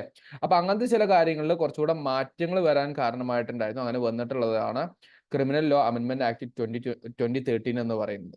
ആ ഒരു സിറ്റുവേഷൻ വന്നപ്പോൾ നിയമത്തെ ഒന്നുകൂടി ഭേദഗതി ചെയ്തിട്ട് ഒന്നുകൂടെ സ്ട്രോങ് ആൻഡ് റിജിഡ് ആക്കി മാറ്റിയിട്ടുണ്ടായിരുന്നു. 1961 ഉള്ളതാണ് ഡൗറി പ്രൊഹിബിഷൻ ആക്ട് എന്ന് പറയുന്നത്. ഡൗറി ഡെത്ത് നമ്മൾ പറഞ്ഞത് 304B. ഓക്കെ, അപ്പൊ അതിൽ കുറച്ച് മാറ്റങ്ങൾ വന്നിട്ടുണ്ടായിരുന്നു. ആൻഡ് സെക്ഷൻ 498A ക്രൂവൽറ്റി ഓർമ്മ ഉണ്ടാവും ഞാൻ വിശ്വസിക്കുന്നു. അപ്പൊ ഇങ്ങനത്തെ 2 പ്രധാനപ്പെട്ട ലെജിസ്ലേഷൻസ് ഉണ്ടായിരുന്നുള്ളതാണ്. ഇവിടെ കണ്ടോ 498A. അപ്പൊ അങ്ങനത്തെ കുറച്ച് കാര്യങ്ങൾ ഒന്ന് അറിഞ്ഞിരിക്കാൻ വേണ്ടി ശ്രമിക്കുക. ഡൗറി ഡെത്തും അതുപോലെ 498A എന്ന് പറയുന്ന ടോപ്പിക്കും സംതിങ് വെരി ഇമ്പോർട്ടൻറ്റ് കേട്ടോ. അപ്പോൾ IPCയുടെ ഏറ്റവും പ്രധാനപ്പെട്ട ചില പോയിന്റുകൾ നമ്മൾ ഡിസ്കസ് ചെയ്ത് കഴിഞ്ഞു. ഇനി നമുക്ക് CRPC പറയുന്നത് കോഡ് ഓഫ് ക്രിമിനൽ പ്രൊസീജിയർ എന്ന് പറയുന്ന ചില കാര്യങ്ങൾ. കോഡ് ഓഫ് ക്രിമിനൽ പ്രൊസീജിയർ ഇത് 973 നമ്മൾ നിയമമായിട്ട് കൊണ്ടുവരുന്നത്. 974 മുതൽ ഇത് നിലവിൽ വരികയും ചെയ്തു. അപ്പോൾ എങ്ങനെ ചോദ്യങ്ങൾ വരും പഠിക്കണം എന്നുള്ളതിന്റെ ഒരു ഐഡിയ പിടുത്തം കിട്ടിയല്ലോ. ഓക്കെ, അതായത് ഉദ്ദേശിക്കുന്നത് ക്രിമിനൽ പ്രൊസീജിയർ എങ്ങനെയായിരിക്കും എന്നുള്ളതിനെ കുറിച്ചാണ് പറയുന്നത്. ഇതിൽ 37 ചാപ്റ്റേഴ്സ് ഉണ്ട്, 454 സെക്ഷൻസ് ഉണ്ട്, 2 സ്കെഡ്യൂൾസ് ഉണ്ട്. ഇവിടെ കണ്ടോ 454, മറ്റൊരു 511 ഉണ്ട്. അപ്പൊ ഇങ്ങനത്തെ നമ്പറുകളൊക്കെ കൃത്യമായിട്ട് പഠിച്ചു വെച്ചോ. ബേസിക് നമ്പറുകളാണ്. ചിലപ്പോൾ ഇതൊക്കെ സ്റ്റേറ്റ്മെന്റുകൾ തിരിച്ചിട്ടിട്ടും മറ്റൊക്കെ എന്ത് ചെയ്യും ചോദ്യങ്ങൾ ചോദിച്ചേക്കാന്നുള്ളതാ. Okay, somebody ask me IPC detailed discuss ചെയ്യോ. നിങ്ങൾക്ക് നിങ്ങളുടെ സിലബസിലുള്ള പ്രധാനപ്പെട്ട ടോപ്പിക്ക് മുഴുവൻ IPC റിലേറ്റ് ചെയ്തിട്ടാ. അത് ഇൻഡെപ്തിൽ ബാക്കിയുള്ള അപ്കമിങ് ക്ലാസ്സസിൽ എന്ത് ചെയ്തോളും ഡിസ്കസ് ചെയ്തോളും കേട്ടോ. അപ്പൊ ആ കാര്യം ഒന്ന് ശ്രദ്ധിക്കുക. ഇന്നത്തെ സെഷനിൽ നിങ്ങൾ SI മെയിൻസുമായി ബന്ധപ്പെട്ടുള്ള സ്പെഷ്യൽ ടോപ്പിക്കിന്റെ ഫസ്റ്റ് സെഷൻ ആയിട്ട് പരിഗണിച്ചോ. എല്ലാത്തിനെ കുറിച്ച് ഒരു ധാരണ ഇപ്പൊ നിങ്ങൾക്ക് കിട്ടി തുടങ്ങുന്നുണ്ടല്ലോ, എന്ത് പഠിക്കണം എങ്ങനെ പഠിക്കണം എന്നുള്ളത്. ഇന്നത് ഉണ്ടാക്കിയെടുക്ക്. അടുത്ത സെഷൻസ് നിങ്ങൾക്ക് വരും, അത് യൂട്ടിലൈസ് ചെയ്യാം. ഓക്കെ, അങ്ങനെ അടുത്ത കുറച്ച് സെഷനുകളിലൂടെ നിങ്ങൾക്ക് ആ സ്പെഷ്യൽ ടോപ്പിക്കിൽ നിന്ന് നിങ്ങൾക്ക് 45 മാർക്ക് ചോദ്യം ചോദിക്കുകയാണെങ്കിൽ നിങ്ങൾക്ക് 45 കിട്ടാൻ പറ്റാവുന്ന രൂപത്തിലുള്ള ഒരു പഠനം നിങ്ങൾ നടത്തണം. അതിനുവേണ്ടിയുള്ള supporting mechanism imminent PSC definitely ചെയ്യുന്നുണ്ട്. ഞാനത് ഇൻ ബിറ്റ്വീൻ ഇപ്പൊ ചോദിച്ചുകൊണ്ട് പറയാം. Okay, like just 1999 office number എന്ന് അറിയിച്ചിട്ടുണ്ടായിരുന്നു. 1999 രൂപക്ക് സ്പെഷ്യൽ ടോപ്പിക്കിന്റെ എല്ലാ ക്ലാസ്സസും ലഭ്യമാക്കുന്ന ഒരു പ്രോഗ്രാം എമിനൻ PSC ചെയ്യുന്നുണ്ട്. ഒരു 10+ ക്ലാസ്സുകൾ, ഒരു 10 ക്ലാസ്സുകൾ കൊണ്ട്. അപ്പൊ ആ 10 ക്ലാസ്സുകളിൽ ഏകദേശം എല്ലാ ടോപ്പിക്സും കവർ ചെയ്യും. അപ്പൊ കിട്ടാവുന്ന one of the good resource ആയിട്ട് യൂട്ടിലൈസ് ചെയ്യാൻ പറ്റുന്നവരൊക്കെ മാക്സിമം യൂട്ടിലൈസ് ചെയ്യാം. ഒറിജിനൽ ഫീസ് 2500 അങ്ങനെയാണ് പറഞ്ഞു. പക്ഷേ ഇന്നത്തെ നമ്മുടെ സെഷനിൽ ഇന്ന് നാളെയായിട്ട് അഡ്മിഷൻ എടുക്കുന്നവർക്കാണ് അങ്ങനത്തെ ഒരു ബെനിഫിറ്റ് കിട്ടാൻ പോകുന്നു അറിയിച്ചിട്ടുണ്ട്. നിങ്ങൾ ഓഫീസ് നമ്പറുമായിട്ട് കോൺടാക്ട് ചെയ്താൽ മതി. ഡെഫിനറ്റ്ലി നിങ്ങളുടെ ഗ്രൂപ്പിൽ ലിങ്ക് ഷെയർ ചെയ്തിരിക്കുന്ന നമ്പറൊക്കെ ഒന്ന് എന്ത് ചെയ്യുക, ഒന്ന് പരിഗണിച്ചേക്കാം. അവരോട് ഒന്ന് സംസാരിച്ചാൽ മതി, താല്പര്യമുള്ള ആൾക്കാരെ. ഓക്കെ, ഇനി ഇതിൽ നോക്കിക്കേ, back to our topic of discussion ആട്ടോ. ഞാൻ ഇൻ ബിറ്റ്വീൻ ആരോ ചോദിച്ചപ്പോൾ ഞാൻ പറഞ്ഞതാ, നിങ്ങൾക്ക് ഈ സ്പെഷ്യൽ ടോപ്പിക്ക് നിങ്ങൾ എവിടെയും പഠിക്കുന്നില്ല എങ്കിൽ ഡെഫിനറ്റ്ലി എമിനൻ PSC നിങ്ങൾ യൂട്ടിലൈസ് ചെയ്യാൻ വേണ്ടി ശ്രമിക്കുക എന്നുള്ളതുകൊണ്ട്. ഓക്കെ, നിങ്ങൾക്ക് 1-2 സെഷൻസ് ഫ്രീ ആയിട്ട് തരുന്നു. ബാക്കിയുള്ള സെഷൻസും കാര്യങ്ങളൊക്കെ നിങ്ങൾക്ക് ഇതിന്റെ ഭാഗമായിട്ട് പഠിക്കാനുണ്ട്. അവിടെ ആയിരിക്കും എക്സാമിനേഷനിൽ കോമ്പറ്റീഷൻ മെയിൻലി കിടപ്പുണ്ടാവുക. അപ്പൊ നിങ്ങൾക്ക് ഇത് കയറണം എന്നുണ്ടെങ്കിൽ മേക്ക് ഷുവർ ദാറ്റ് നിങ്ങൾ അതിനനുസരിച്ചുള്ള എഫേർട്ട് എടുക്കുന്നുണ്ട് എന്നുള്ളത്. ഫിസിക്കലി മാത്രം എഫേർട്ട് എടുത്താൽ പോരല്ലോ, 45 മാർക്ക് ഇവിടെ കിട്ടണ്ടേ. അപ്പൊ ആ രീതിയിൽ ഒന്ന് ചിന്തിക്കുക. Okay, back to topic of discussion. Code of criminal procedure CRPC എന്ന് പറയുന്ന ഒരു ഡിസ്കഷനിലോട്ടാണ് വരുന്നത്. 973 നിലവിൽ വന്നു. 74 മുതൽ അത് ആക്ട് നിലവിൽ വന്ന് 974 മുതൽ 73 അത് ഇനാക്ട് ചെയ്തു. 484 സെക്ഷൻസ് ആണ് CRPC എന്നുള്ള കാര്യം എന്ന് അറിഞ്ഞിരിക്കുക കേട്ടോ. ഇനി നമുക്ക് ഇതിലും പ്രധാനപ്പെട്ട ചില കോൺസെപ്റ്റും കാര്യങ്ങളൊക്കെ നമുക്ക് എന്ത് ചെയ്യണം, പറയണം എന്നുള്ളതാ. അപ്പൊ വാക്കുകൾ ഇപ്പോ ഇന്നത്തെ ഒരു സെഷനിൽ നിങ്ങൾ കൃത്യമായിട്ട് മനസ്സിലാക്കാൻ വേണ്ടി ശ്രമിക്കുക. ഓക്കെ, അതാണ് പ്രധാനപ്പെട്ട കാര്യം. ഇവിടെ നിങ്ങൾ ഒന്ന് നോക്കിക്കേ, ബെയിലബിൾ ഒഫൻസ്. ഒഫൻസ് പറഞ്ഞാൽ കുറ്റകൃത്യമാണെന്ന് നിങ്ങൾക്ക് മനസ്സിലായിട്ടുണ്ട്, അല്ലെങ്കിൽ കുറ്റം എന്നുള്ള വാക്ക് ഉപയോഗിക്കാം. ബെയിലബിൾ എന്ന് പറഞ്ഞുകൊണ്ട് ഉദ്ദേശിക്കുന്നത് എന്താണ്? ഇവിടെ ഉദ്ദേശിക്കുന്നത് ജാമ്യം ലഭിക്കുന്നതിനാണ് ബെയിലബിൾ എന്ന് വിളിക്കുക. ഞാൻ നിങ്ങൾക്ക് ആർക്കെങ്കിലും ബേസിക് ടേംസ് അറിയാത്തവരുണ്ടെങ്കിൽ പറയാൻ വേണ്ടി പോവാണ്. അതായത് ചില കുറ്റങ്ങൾക്ക് നമുക്ക് ജാമ്യം ലഭിക്കും. അത് എവിടുന്നായിരിക്കും? പോലീസ് സ്റ്റേഷനോ അല്ലെങ്കിൽ കോടതി വഴിയോ നമുക്ക് എന്ത് ചെയ്യും, ജാമ്യം ലഭിക്കും. അതിനെയാണ് ബെയിലബിൾ ഒഫൻസ് എന്ന് പറയുന്നത്. ഇവിടെ നിങ്ങൾ ഈ കോൺസെപ്റ്റിന് ഇമ്പോർട്ടൻസ് കൊടുക്കുക, ഈ ടെർമിനോളജിക്ക്. ഓക്കെ, അതേ സമയത്ത് നോൺ ബെയിലബിൾ ഒഫൻസ് എന്ന് പറയുന്ന ഒരു വാക്കുണ്ടെങ്കിൽ കൃത്യമായിട്ട് മനസ്സിലാക്കിക്കോ. അവിടുന്ന് എന്ത് ചെയ്യില്ല, പോലീസ് സ്റ്റേഷനിൽ ചിലപ്പോൾ നമുക്ക് ജാമ്യം കിട്ടിക്കോളുന്നുണ്ടാവില്ല. അതിന് നിങ്ങൾ എന്ത് ചെയ്യണം, കോടതി തന്നെ പോയിട്ട് ജാമ്യം എടുക്കേണ്ടി വരും. അതിനാണ് നോൺ ബെയിലബിൾ ഒഫൻസ് എന്ന് പറയുന്നത്. അതായത് കോടതിയാണ് ഓൾവേസ് ബെയിൽ കൊടുക്കുന്ന ഒരു അതോറിറ്റി. എന്നാൽ അതേ സമയത്ത് ചില കുറ്റങ്ങൾക്ക് നമുക്ക് പോലീസ് സ്റ്റേഷനിൽ പോയിട്ട് കോടതിയുടെ ഇതുണ്ടെങ്കിൽ നമുക്ക് പോലീസ് സ്റ്റേഷനിൽ നിന്നും കിട്ടും. പക്ഷെ ചിലത് പോലീസ് സ്റ്റേഷനിൽ നിന്ന് ഒരിക്കലും കിട്ടത്തില്ല. അത് നമ്മൾ എന്ത് ചെയ്യണം, കോടതിയിൽ നിന്ന് ഹാജരാക്കിയിട്ട് അവിടെ തന്നെ കിട്ടത്തുള്ളൂ. മറ്റേത് കോടതി ഹാജരാക്കുന്നതിന് മുന്നേ തന്നെ കിട്ടും എന്നുള്ളതാണ് ബെയിലബിൾ ഒഫൻസിന്റെ പ്രത്യേകത. നോൺ ബെയിലബിൾ ഒഫൻസിന്റെ പ്രത്യേകത എന്താണ്? കോടതിയിൽ നിന്ന് മാത്രമേ കിട്ടുകയുള്ളൂ എന്നുള്ളതാണ്. ഇത് ക്ലിയർ ആയിട്ടുണ്ടോ? സെക്ഷൻ 2 ആട്ടോ വരുന്നത്. ഒക്കെ ഈ ഡെഫിനിഷൻസ് ഒക്കെ വരുന്നത് സെക്ഷൻ 2-ലാണ് കേട്ടോ. അതിൽ 2A വരുന്നത് ഒഫൻസസിന്റെ ഡിഫറെന്റ് ഭാഗങ്ങളായിട്ടുള്ള ബെയിലബിൾ, നോൺ ബെയിലബിളോ. നിങ്ങൾ ക്ലിയർ ആയിട്ടുണ്ടെങ്കിൽ ഒന്ന് പറയണം. കാരണം ഞാനിത് ഏറ്റവും സിമ്പിൾ മെത്തേഡിൽ കോൺസെപ്റ്റും കാര്യങ്ങളൊക്കെ നിങ്ങൾക്ക് ക്ലിയർ ആക്കി തന്നിട്ട് പോവുക എന്നുള്ളതാണ് എൻ്റെ ഉദ്ദേശം വരുന്നത്.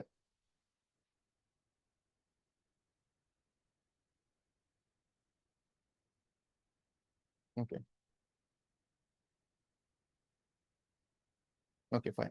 ഇനി അടുത്ത 2 ടെർമിനോളജി നോക്കിക്കേ, cognisable offence and non cognizable offence. ഇതുകൊണ്ട് ഉദ്ദേശിക്കുന്നത് എന്താ? നിങ്ങൾ എന്നെ ഒന്ന് ശ്രദ്ധിക്കൂ. ഞാനിപ്പോ റോഡിലൂടെ ഇങ്ങനെ നടന്നു പോവായിരുന്നു. വെറുതെ ഒരാൾ വന്നിട്ട് എന്നെ കുത്തി അങ്ങ് കൊന്നു. അത് അവിടെ ഉണ്ടാകുന്ന കുറച്ച് പോലീസുകാർ റോഡ് സൈഡിൽ നിന്ന് കാണുകയും ചെയ്തു. പോലീസുകാർക്ക് വലിയ തെളിവിന്റെ ആവശ്യമുണ്ടോ? മീൻസ് അവരുടെ മുമ്പിൽ കണ്ടെന്നുള്ള, അതായത് ഇയാളാണ് പ്രതി, കുറ്റം ചെയ്തെന്ന് പോലീസിന് അറിഞ്ഞു. അങ്ങനെ തിരിച്ചറിഞ്ഞിട്ടുണ്ട്, തിരിച്ചറിഞ്ഞ തെറ്റ്. അങ്ങനത്തെ സിറ്റുവേഷനിൽ പോലീസിന് എന്ത് ചെയ്യാം? Can arrest that person without a warrant ഇല്ലാതെ. അതേ സമയത്ത് ചില സമയത്ത് നമുക്ക് ഊഹാബോധങ്ങളാണ് അയാളായിരിക്കും എന്നുള്ളത്. കാരണം നമുക്ക് കറക്റ്റ് എന്തില്ല, അയാളാണെന്നുള്ളതിന്റെ എവിഡൻസോ അല്ലെങ്കിൽ അയാളാകാം എന്ന് പറയുന്ന രൂപത്തിലോട്ടുള്ള ഒരു മൊഴിയോ ഒന്നും കിട്ടാത്ത സാഹചര്യത്തിൽ പോലീസിന് ചിലപ്പം എന്ത് ചെയ്യാൻ പറ്റില്ല, നേരിട്ട് പോയിട്ട് അറസ്റ്റ് ചെയ്യാൻ പറ്റില്ല. അപ്പൊ അവിടെ എന്ത് വേണ്ടി വരും? പോലീസിന് വാറന്റ് വേണ്ടി വരും. അതിനെയാണ് നോൺ കോഗ്നൈസബിൾ ഒഫൻസ് എന്ന് പറയുന്നത്. ചിലത് പക്ക എവിഡൻസും കാര്യങ്ങളൊക്കെ അയാൾക്ക് എഗെയിൻസ്റ്റ് ആണ്, ഹിസ് എ ക്രിമിനൽ തെളിയിക്കപ്പെട്ടിട്ടുണ്ട്. അതിനെയാണ് എന്ത് വിളിക്കുക? കോഗ്നൈസബിൾ എന്ന് പറയുന്നത്. അവിടെ വാറന്റ് വേണ്ട, he can simply go and arrest എന്നുള്ളതാണ്. അതേ സമയത്ത് സംടൈംസ് ചില കാര്യങ്ങൾക്ക് നമുക്ക് വാറന്റ് ഇല്ലാതെ പറ്റില്ല എന്നുള്ളതാണ്. Police cannot arrest them without any warrant. Terms clear ആണോ? കോൺസെപ്റ്റ് ക്ലിയർ ആണോ?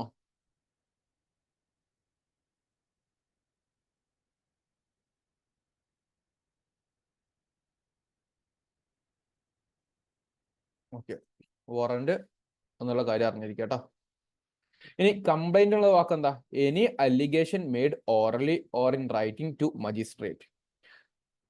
ഓക്കെ, നമ്മൾ ഒരാള് വാക്കുകൊണ്ടോ എഴുത്തുകൊണ്ടോ ഒരാളുടെ മുകളിൽ ആരോപണം ഉന്നയിക്കുന്നതിനെയാണ് കംപ്ലൈന്റ് എന്ന് പറയുന്നത്. പിന്നീട് അതിനെ കുറിച്ച് എന്ത് ചെയ്യും? അന്വേഷിക്കും. അപ്പൊ അതിന്റെ ഇൻവെസ്റ്റിഗേഷൻ നടത്തും. എവിഡൻസ് കിട്ടാൻ വേണ്ടിയിട്ടുള്ള പ്രൊസീഡിങ്സിനാണ് ഇൻവെസ്റ്റിഗേഷൻ എന്ന് പറയുന്നത്. അപ്പോൾ ചിലപ്പോൾ നിങ്ങളോട് പരീക്ഷയ്ക്ക് തന്നെ ചിലപ്പോൾ ചോദിച്ചേക്കാം. കാരണം നിങ്ങളുടെ മെയിൻ ഡ്യൂട്ടി എന്താ? കംപ്ലൈന്റ് പഠിച്ചിട്ട് ഇൻവെസ്റ്റിഗേറ്റ് ചെയ്യുക എന്നുള്ളതാ. അപ്പൊ അതിൽ ഡെഫിനറ്റ്ലി നിങ്ങൾക്ക് കയറി വരാൻ സാധ്യതയുള്ള ഒരു ക്വസ്റ്റ്യൻ ആണ് ഏതാണ്? സെക്ഷൻ 2 ആണെന്നുള്ള ഡെഫിനറ്റ്ലി പഠിച്ചു വെക്കുക. കാരണം CRPC പ്രൊസീഡിങ്സ് ആ. അതിൽ H ക്ലോസിലാണ് എന്ത് വരുന്നത്? ഇൻവെസ്റ്റിഗേഷൻ കയറി വരുന്നുള്ള കാര്യം ഒന്ന് അറിഞ്ഞിരിക്കുക. This is something very important. ഞാൻ ഇത് പറഞ്ഞപ്പോൾ എന്തോ ഒരു ചോദ്യം ചോദിക്കണം എന്ന് വിചാരിച്ചിട്ടുണ്ടായിരുന്നു, പെട്ടെന്ന് അത് മറന്നുപോയി.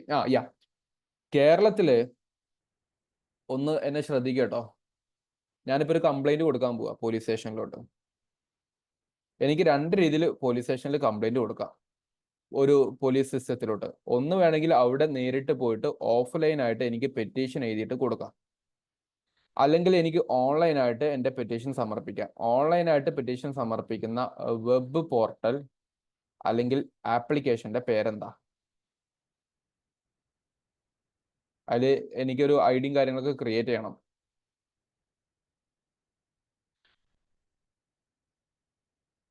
Ananthu, very good. എല്ലാവരും ആപ്ലിക്കേഷൻ അറിയാം അല്ലേ? പൊല്ലാപ്പ്, പോലീസ് ആപ്പ് എന്നുള്ളതിന്റെ പൊല്ലാപ്പ്. എന്ന വെബ് പോർട്ടലിന്റെ പേരെന്താ?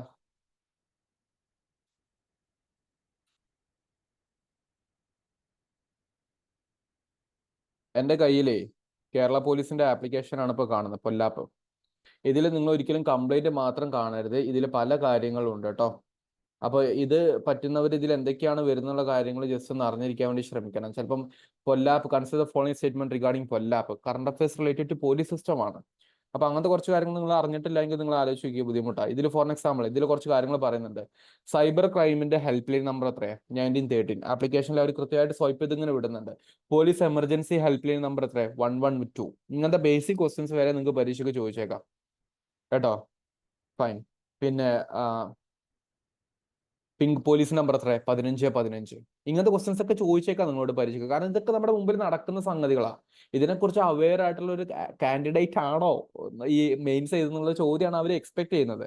അപ്പൊ എല്ലാത്തിന്റെയും ബേസിക്സ് അറിയാതെ നിങ്ങൾ ഒരിക്കലും പോകരുത്. അപ്പൊ പൊല്ലാപ്പ് ആപ്ലിക്കേഷൻ ഇൻസ്റ്റാൾ ചെയ്യാൻ പറ്റുന്നവർ ഇൻസ്റ്റാൾ ചെയ്യുക. കാരണം എന്താ വെച്ചാൽ നമുക്കിവിടെ കംപ്ലൈന്റ് രജിസ്ട്രേഷൻ മാത്രമല്ല, ഇതില് ചില ഇൻഫർമേഷൻ നമുക്ക് ഷെയർ ചെയ്ത് കൊടുക്കാൻ പറ്റും. ചില കേസുകൾ ഒഫൻസ് നമ്മൾ കാണുകയാണെങ്കിൽ നമുക്കത് റിപ്പോർട്ട് ചെയ്യാൻ പറ്റും. പിന്നെ നിങ്ങൾ എവിടേക്കെങ്കിലും നിങ്ങൾ താമസം മാറുവാണ്, നിങ്ങളുടെ വീട് പൂട്ടിയിട്ട് നിങ്ങൾ ഒരാഴ്ച ട്രിപ്പ് പോവാണ്. അപ്പൊ അങ്ങനത്തെ ഇൻഫർമേഷൻ പോലീസ് സ്റ്റേഷനിൽ അറിയിക്കണമെന്നുണ്ടെങ്കിൽ ആ സംവിധാനമൊക്കെ ഇതിലുണ്ട്. നിങ്ങൾ ഒരു പ്രത്യേക സാഹചര്യത്തിൽ നിങ്ങൾ ഒരു ഗുരുതരമാക്കപ്പെട്ട രൂപത്തിൽ ഒരു യാത്ര ചെയ്യുക, പക്ഷെ നിങ്ങൾക്ക് നിങ്ങളുടെ ലൈഫിന്റെ സെക്യൂരിറ്റി ചലഞ്ചിങ് ആണ്. അപ്പൊ നിങ്ങൾ എവിടെയാണ് എന്താണ് നിങ്ങൾക്ക് നിങ്ങളുടെ നിയർ ബൈ പോലീസ് സ്റ്റേഷൻ അറിയിക്കണമെങ്കിൽ ട്രാക്ക് മൈ ട്രിപ്പ് പറഞ്ഞ ഒരു ഓപ്ഷൻ കൂടെ ഇതിലുണ്ട്. അപ്പൊ അങ്ങനത്തെ കുറച്ച് കാര്യങ്ങളൊന്നും ശ്രദ്ധിക്കുക കേട്ടോ. പിന്നെ അതുപോലെ പോലീസുമായി ബന്ധപ്പെട്ടുള്ള ലേറ്റസ്റ്റ് ന്യൂസുകൾ ഇതിൽ കിടപ്പുണ്ട്. അപ്പോൾ ഞാൻ പറഞ്ഞ പോലെ നിങ്ങൾ SI എഴുതാൻ ക്ലിയർ ചെയ്യാൻ ഉദ്ദേശിക്കുന്ന ആളുണ്ടോ? 2 കാര്യങ്ങൾ ചെയ്യുക. ഒന്ന്, ഇപ്പൊ തന്നെ SI ആയിട്ട് ജീവിക്കുക. 2, അങ്ങനെ ജീവിക്കുമ്പോൾ അതുമായി ബന്ധപ്പെട്ടുള്ള കാര്യങ്ങൾ, പരീക്ഷ ക്ലിയർ ചെയ്യാനുള്ള കാര്യങ്ങൾ പഠിക്കുക, അതുമായിട്ട് എൻഗേജ് ചെയ്തിരിക്കുക ഫുൾ ടൈം. അടുത്ത 30 ദിവസം നിങ്ങൾ എൻഗേജ് ചെയ്തോ. കുറെ കാര്യങ്ങൾ നമുക്ക് പ്രാക്ടിക്കലി പഠിക്കാം ദാൻ ക്ലാസ് റൂം. ഇവിടെ എല്ലാവരും പൊല്ലാപ്പ് പറഞ്ഞു, ആരും തുണയെ കുറിച്ച് പറഞ്ഞില്ല. തുണ എന്നുള്ളതാണ് വെബ് പോർട്ടലിന്റെ പേര് കേട്ടോ. പോയിന്റ് കിട്ടിയില്ലേ? തുണ.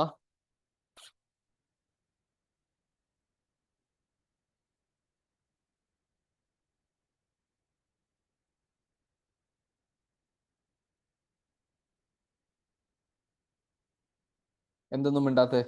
ഞാൻ നിങ്ങളുടെ റെസ്പോൺസിനല്ലേ കാത്തിരിക്കുന്നത്.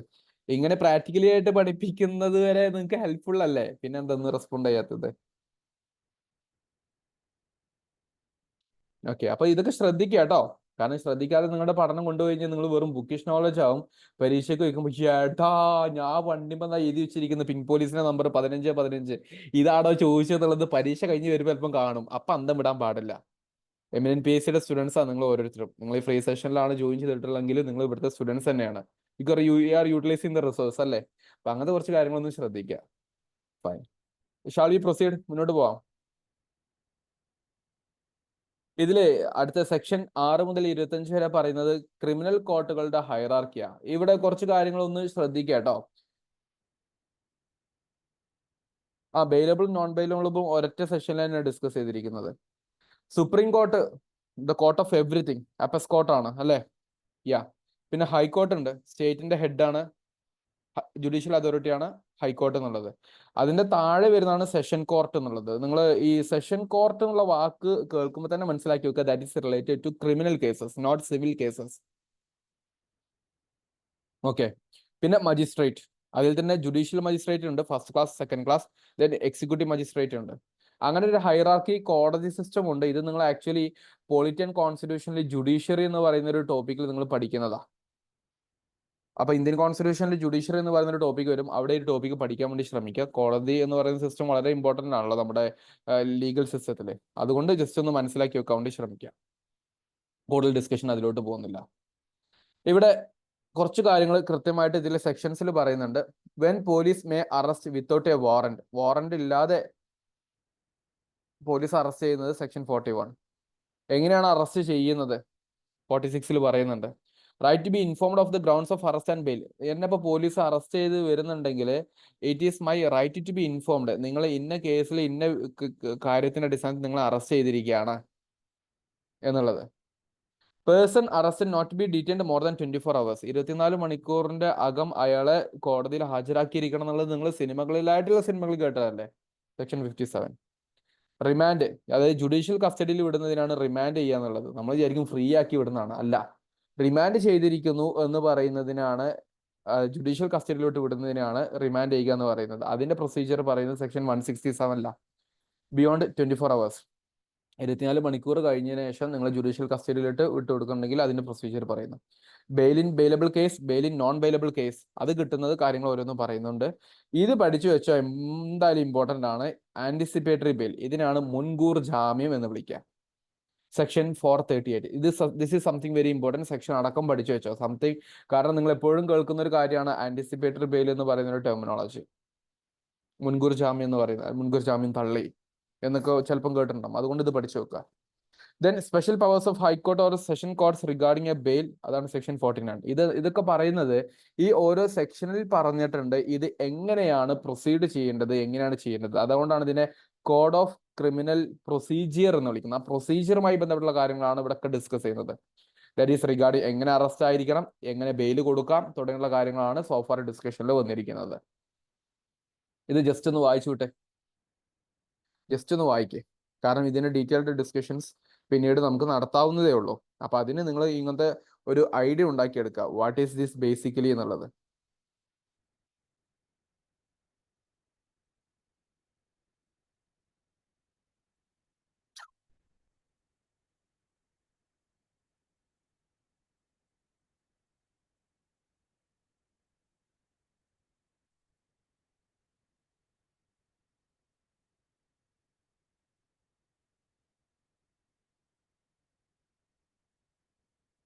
Shall we proceed?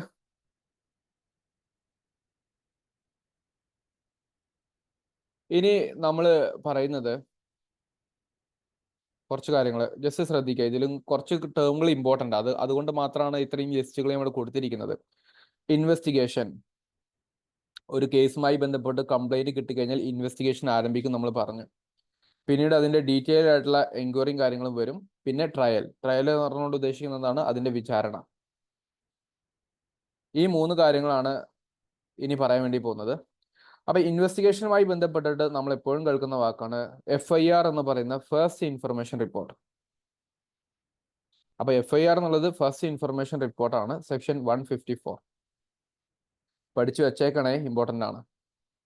അത് FIR ഇടാതെ നമുക്ക് ഇൻവെസ്റ്റിഗേഷൻ തുടങ്ങാൻ പറ്റത്തില്ല. കാരണം എന്താ? ഒഫീഷ്യലി നമ്മൾ ആ ഒരു കേസുമായി ബന്ധപ്പെട്ടിട്ടുള്ള പഠനം, കംപ്ലൈന്റ് നമുക്ക് കിട്ടിയിട്ടുണ്ട്. ആ കംപ്ലൈന്റുമായി ബന്ധപ്പെട്ടിട്ട് നമ്മൾ ഇൻവെസ്റ്റിഗേഷൻ ആരംഭിക്കാൻ പോവുകയാണ് കേട്ടോ എന്ന് പറയുന്ന ലീഗൽ റിപ്പോർട്ടിനെ വിളിക്കുന്ന പേരാണ് ദ ഫസ്റ്റ് ഇൻഫർമേഷൻ റിപ്പോർട്ട് എന്ന് പറയുന്നത്. അപ്പോൾ ഇൻവെസ്റ്റിഗേഷൻ ആരംഭിക്കുന്ന മുമ്പ് FIR ഇട്ടേക്കണം. ഓക്കെ, ഇനി സെക്ഷൻ 160 പറയുന്നത് പോലീസ് ഓഫീസറിന്റെ പവറിനെ കുറിച്ചാണ്. To require the attendance of the witness. അതായത് കണ്ടു എന്ന് പറയുന്ന ഒരാളെ വിളിച്ചു വരുത്താൻ പോലീസിന് വിളിച്ചു വരുത്താൻ പറ്റും എന്ന് പറയുന്നതാണ്. ഇനി ആ വിറ്റ്നസിനെ എക്സാമിൻ ചെയ്യുക, കേൾക്കുക, പരിശോധിക്കുക എന്നൊക്കെ പറയുന്ന കാര്യം അത് 161 പറയുന്നുണ്ട് എങ്ങനെയായിരിക്കണം എന്നുള്ളത്. ഫൈനലി നമ്മൾ ആ ഇൻവെസ്റ്റിഗേഷൻ അവസാനിപ്പിക്കുന്നത് എങ്ങനെയാണ്? 172 report of the police officer. നിങ്ങളൊരു കേസിന്റെ FIR തയ്യാറാക്കി നിങ്ങൾ അതുമായി ബന്ധപ്പെട്ട് ഓടി നടന്ന് വിറ്റ്നസിനെ കണ്ട് നിങ്ങൾ അതിന്റെ ഫൈനലി എന്ത് ചെയ്യാണ്? ഇതാണ് എനിക്ക് കണ്ടെത്തിയിട്ടുള്ള റിപ്പോർട്ട് എന്ന് പറയുന്നതിനാണ് എന്ത് വിളിക്കുന്നത്? ചാർജ് ഷീറ്റ് എന്ന് വിളിക്കുന്നത്. After the completion of investigation you have something called as charge sheet. Is that clear? So starting with FIR, you are going to have a report that is charge sheet. ഈ charge sheet നിങ്ങൾ സമർപ്പിച്ചു കഴിഞ്ഞ ശേഷമാണ് എന്ത് ചെയ്യുന്നത്? നിങ്ങൾ കോടതിയുമായി ബന്ധപ്പെട്ടിട്ട് അതിന്റെ ഫർദർ ഡിസ്കഷൻസും കാര്യങ്ങളൊക്കെ നമ്മൾ ഡിസ്കസ് ചെയ്യും. അതായത് പോലീസിന്റെ കുറ്റപത്രം തയ്യാറാക്കിയിരിക്കുന്നോ, ഇതിനെക്കുറിച്ചുള്ള ബാക്കിയുള്ള കാര്യങ്ങൾ കോടതിയിലൊരു ഡിസ്കഷനും കാര്യങ്ങളൊക്കെ വരികയാണ്. ഞാൻ പറയുന്നത് നിങ്ങൾക്ക് മനസ്സിലാവുണ്ടല്ലോ അല്ലേ? ആ ചാർജ് ഷീറ്റിന്റെ അടിസ്ഥാനത്തിലാണ് പിന്നീട് അടുത്ത സ്റ്റെപ്പിൽ ഇൻക്വയറീസും അതിന്റെ വിചാരണയും നടക്കുന്നത്. ഫൈൻ. അപ്പൊ മജിസ്ട്രേറ്റുകൾ ആ തെറ്റുകൾ തിരിച്ചറിയുന്നതാണ് ഇവിടെ പറയുന്നത്. മജിസ്ട്രേറ്റിന് മുമ്പിൽ എങ്ങനെയാണ് കംപ്ലൈന്റ് കേസുകൾ പോകുന്നത്, ഇങ്ങനത്തെ കുറെ കാര്യങ്ങൾ ഇവിടെ പറയുന്നുണ്ട്. ചാർജുകൾ എങ്ങനെ ഫ്രെയിം ചെയ്യുന്നു, പിന്നെ വിഡ്രോവൽ ഫ്രം പ്രോസിക്യൂഷൻ, എങ്ങനെ നമുക്ക് ഒരു വിചാരണയിൽ നിന്നും പിൻവാങ്ങാം, ഇങ്ങനത്തെ കുറെ കാര്യങ്ങൾ കോടതിയുമായി ബന്ധപ്പെട്ടുള്ള സ്റ്റെപ്പുകളാണ് ഇവിടെ ഫുള്ള് കൊടുത്തിരിക്കുന്നത്. ജസ്റ്റ് ഒന്ന് വായിച്ചു നോക്കാം നമുക്ക് കേട്ടോ. കാരണം നിങ്ങൾ ഇത് പഠിച്ചാൽ, ഒന്ന് FIR പഠിക്കുക, രണ്ട് ചാർജ് ഷീറ്റ് പഠിക്കുക. This is something very important for your examination. ബാക്കിയുള്ളതൊക്കെ നിങ്ങളുടെ പ്രാക്ടിക്കൽ SI ആയി നിൽക്കുന്ന സമയത്ത് നിങ്ങളുടെ ജീവിതത്തിൽ കയറി വരുന്ന കാര്യങ്ങളാണ്. Okay. Supply to the accused of a copy of the police report and other documents. അതായത് ഞാനിപ്പോൾ കുറ്റക്കാരനാണെങ്കിൽ പോലീസ് റിപ്പോർട്ടിന്റെയും ഡോക്യുമെന്റ്സും ഒരു രേഖ കിട്ടാൻ ഞാൻ ബാധ്യസ്ഥനാണ്. അതെങ്ങനെ കിട്ടും എന്നുള്ളതാണ് സെക്ഷൻ 207 പറയുന്നത്. Framing of charges, accused statement after the prosecution, evidence is closed. Accuse ആയിട്ടുള്ള ആളുടെ സ്റ്റേറ്റ്മെന്റ് എന്തൊക്കെയാണ്, കോമ്പൗണ്ടിങ് ഓഫ് ഒഫൻസസ്, ഇങ്ങനെ പല കാര്യങ്ങൾ വരുന്ന ഇൻക്വയറിയും ട്രയലും കോടതിപരമായിട്ടുള്ള കാര്യങ്ങളാണ് ഇവിടെ ഡിസ്കസ് ചെയ്യുന്നത്, കോർട്ട് സിസ്റ്റം. അതേസമയത്ത് പോലീസുകാരൻ പക്ക ഡീൽ ചെയ്യുന്നതിനാണ് ഇൻവെസ്റ്റിഗേഷൻ എന്ന് പറയുന്നത്. FIR to charge sheet. ഇതിന്റെ ഒരു പിക്ചർ നിങ്ങൾക്ക് കിട്ടിയോ? ഞാൻ പിക്ചറെ ചോദിക്കുന്നുള്ളൂ ഇപ്പോൾ, അല്ലെങ്കിൽ പറഞ്ഞുതരാൻ ശ്രമിക്കുന്നുള്ളൂ. It's about 1 hour we started this particular session. ഏകദേശം 1 മണിക്കൂർ ആയിട്ടുണ്ട്. ഓക്കെ, ഒന്ന് മനസ്സിലാക്കാൻ വേണ്ടി ശ്രമിക്കുക. കാരണം ഇതൊന്നും തിരിച്ചറിയാതെ നിങ്ങൾ SI ആണെന്ന് പറഞ്ഞിട്ടുള്ള കാര്യമൊന്നുമില്ലല്ലോ. ഇനി വിചാരണയുടെ പല കാര്യങ്ങളാണ് പറയുന്നത്, ജസ്റ്റ് ശ്രദ്ധിക്കുക. ഡിഫറെന്റ് ടൈപ്സ് ഓഫ് ട്രയൽസ്, ഇത് പഠിച്ചു വെച്ചേക്കണേ. കാരണം നിങ്ങൾ ഇവിടെ നോക്കിക്കേ, before discussing this particular point, നിങ്ങളുടെ സിലബസ് നമ്മൾ ഡിസ്കസ് ചെയ്ത സമയത്ത് ഇവിടെ നമ്മൾ പറഞ്ഞ വാക്കുകൾ കണ്ടോ? ഡെഫിനേഷൻ എന്ന് പറയുന്നത് നിങ്ങളുടെ സിലബസിൽ കൃത്യമായിട്ടുള്ളത്. Bailable, cognizable, investigation, judicial proceeding, inquiries, കേട്ടോ, non cognizable, offence, summon case, warrant case എന്ന് പറയുന്ന വാക്കുകളൊക്കെ നിങ്ങൾ കണ്ടിട്ടുണ്ടാവും. ഇതൊക്കെ നമ്മൾ ഓൾറെഡി ഇപ്പോൾ ഈ IPCയിലൂടെ കവർ ചെയ്ത് മക്കളെ. കുറെ കാര്യങ്ങൾ നമ്മളിപ്പോൾ കവർ ചെയ്ത് പോയിട്ടുണ്ട്. നിങ്ങളുടെ സിലബസ് നിങ്ങൾ ഇതിന് ശേഷം ഒന്ന് എടുത്തു നോക്കിയാൽ മതി. ഓക്കെ, അപ്പൊ അതില് നമ്മൾ ഇനി ഡിസ്കസ് ചെയ്യുന്നത് ഡിഫറെന്റ് ടൈപ്സ് ഓഫ് ട്രയൽസ്, വിചാരണയുടെ വിവിധ മുഖങ്ങളെ കുറിച്ചാണ്. അപ്പോൾ 1 warrant case, 2 someone's case, 3 summary trial. Okay, 3 രീതിയിലുണ്ട് എന്നുള്ള കാര്യമാണ് ബേസിക്കലി അറിഞ്ഞിരിക്കേണ്ടത്. ഇത് ആദ്യം പഠിച്ചു വെക്കുക. Something very important.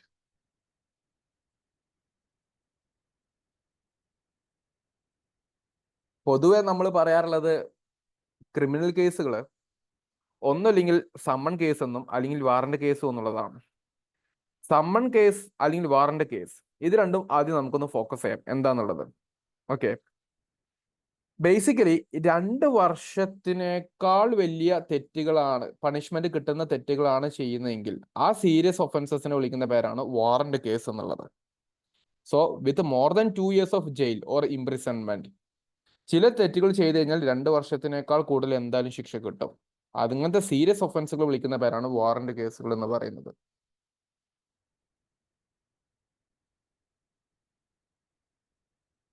അത് ചിലപ്പം എന്തായിരിക്കാം, ഫോർ എൻ എക്സാമ്പിൾ പറയട്ടെ, നിങ്ങളുടെ ഒരു ധാരണയ്ക്ക് വേണ്ടി പറയാം. ചിലപ്പം അത് വലിയ റോബറി ആയിരിക്കാം. ബിഗ് റോബറീസ് ആണെങ്കിൽ നമുക്ക് ഈ കാറ്റഗറി ഉൾപ്പെടുത്താം. അല്ലെങ്കിൽ സെക്ഷുവൽ ആയിട്ടുള്ള ഒരു അസോൾട്ടിങ്ങും കാര്യങ്ങളൊക്കെ ആയിരിക്കാം. അപ്പൊ അത് ആ നേച്ചർ ഓഫ് ക്രൈം അനുസരിച്ചിട്ട് ഇവർക്ക് കാറ്റഗറൈസ് ചെയ്യാം, അത് വാറന്റ് കേസ് ആണോ അതോ സമ്മൺസ് കേസ് ആണോ എന്നുള്ളത്. ഓക്കെ, അതായത് ഇനി ഇവിടെ നോക്കിക്കേ, 2 വർഷം വരെ ആണെങ്കിലോ അതിനെ വിളിക്കുന്ന പേരാണ് എന്ത്, സമ്മൺസ് കേസ് എന്ന് പറയുന്നത്. അല്ലെങ്കിൽ ഞാൻ ഇവിടെ സിമ്പിൾ ആയിട്ട് ഉപയോഗിക്കുന്നു, ഇതെന്താണ് കുറച്ചുകൂടെ മൈനർ ആയിട്ടുള്ള ഒഫൻസസ് ആണ് ഇവിടെ വരുന്നത്. ഇവിടെ നമ്മൾ എന്ത് ഉപയോഗിച്ചു, സീരിയസ് ഒഫൻസ് ഉപയോഗിച്ചു, ഇവിടെ മൈനർ ഒഫൻസ് എന്നുള്ള വാക്ക് നമ്മൾ ഉപയോഗിച്ചു. ഇതാണ് ബേസിക്കലി അറിഞ്ഞിരിക്കേണ്ട കാര്യം.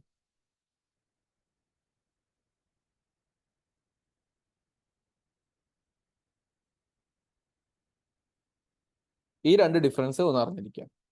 ഇനി ഫോർ പെറ്റി കേസുകളാണെന്നുണ്ടെങ്കിൽ സമ്മറി ട്രയലും എന്ന് വിളിക്കാറുണ്ട്.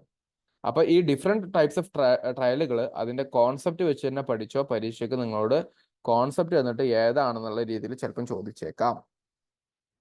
ഏകദേശം ക്ലിയർ ആയിട്ടുണ്ടോ? ഞാൻ പറഞ്ഞില്ലേ, ഇന്നത്തെ ഫസ്റ്റ് സെഷനായിട്ട് നിങ്ങൾ എടുക്കുക. ഫസ്റ്റ് സെഷനായിട്ട് നിങ്ങൾ എടുക്കുന്ന സമയത്ത് നിങ്ങൾക്ക് എല്ലാ പ്രധാനപ്പെട്ട ടോപ്പിക്കിന്റെയും കോൺസെപ്റ്റ്സ് പിടുത്തം കിട്ടും. എന്താണ് IPC, IPC-ലകത്ത് വരുന്ന ഡിഫറെന്റ് സെക്ഷനുകൾ എന്തൊക്കെയാണ്, CRPC പ്രൊസീഡിങ്സ് ആണ്. അപ്പൊ ഏതൊക്കെ പ്രൊസീഡിങ്സ് നിങ്ങളുടെ പല മേഖലകളും നിങ്ങൾക്ക് ടച്ച് ചെയ്ത് അതിന്റെ ഏറ്റവും പ്രധാനപ്പെട്ട ലെവൽ ഓഫ് കോൺസെപ്ച്വൽ ക്ലാരിറ്റി നിങ്ങൾക്ക് ഉണ്ടാക്കി തരികയാണ് ഇന്നത്തെ സെഷനിൽ ചെയ്യുന്നത്. അടുത്ത സെഷൻ മുതൽക്ക് നമ്മൾ ഒന്നുകൂടെ ഇൻഡെപ്തിലോട്ടായിരിക്കും പഠിക്കാൻ പോകുന്നത്. അതുകൊണ്ട് ഒരിക്കലും നിങ്ങൾ ഈ ഒരു സെഷൻ മനസ്സിലാക്കാതെ അടുത്തൊരു ലേണിംഗ് പ്രോസസ്സിലോട്ട് പോയിട്ട് കാര്യമില്ല. അതുകൊണ്ടാണ് ഞാൻ പറയുന്നത്, now onwards be like an SI officer, think like an SI officer, do like an SI officer. അങ്ങനെ പഠിച്ചു പോവാന്നുള്ളതാ. 30ാമത്തെ ദിവസം നിങ്ങൾ SI ആയിട്ട് ഉദ്യോഗസ്ഥനായിട്ട് ജോലിക്ക് ജോയിൻ ചെയ്യുമ്പോൾ ഈ വിവരങ്ങളെ കുറിച്ച് നിങ്ങൾക്ക് അറിയില്ല എന്ന് നിങ്ങൾക്ക് ഒരിക്കലും തോന്നരുത്. അങ്ങനെ 30ാമത്തെ ദിവസം ഞാൻ SI ആയിട്ട് ജോയിൻ ചെയ്യാൻ പോവാണെന്നുള്ള ഒരു ഫീലിങ്ങിലൂടെ നിങ്ങൾ പഠിക്കാൻ ശ്രമിച്ചു നോക്കിക്കേ, ഇതൊക്കെ നിങ്ങളുടെ തലയിൽ ഉണ്ടാവും. ഇല്ലെങ്കിൽ നിങ്ങൾ സാധാരണ PSC എക്സാംസ് എഴുതുന്ന പോലെ നിങ്ങൾ ഇത് ബൈ ഹാർട്ട് ചെയ്യാൻ ശ്രമിക്കും. Don't have such thing.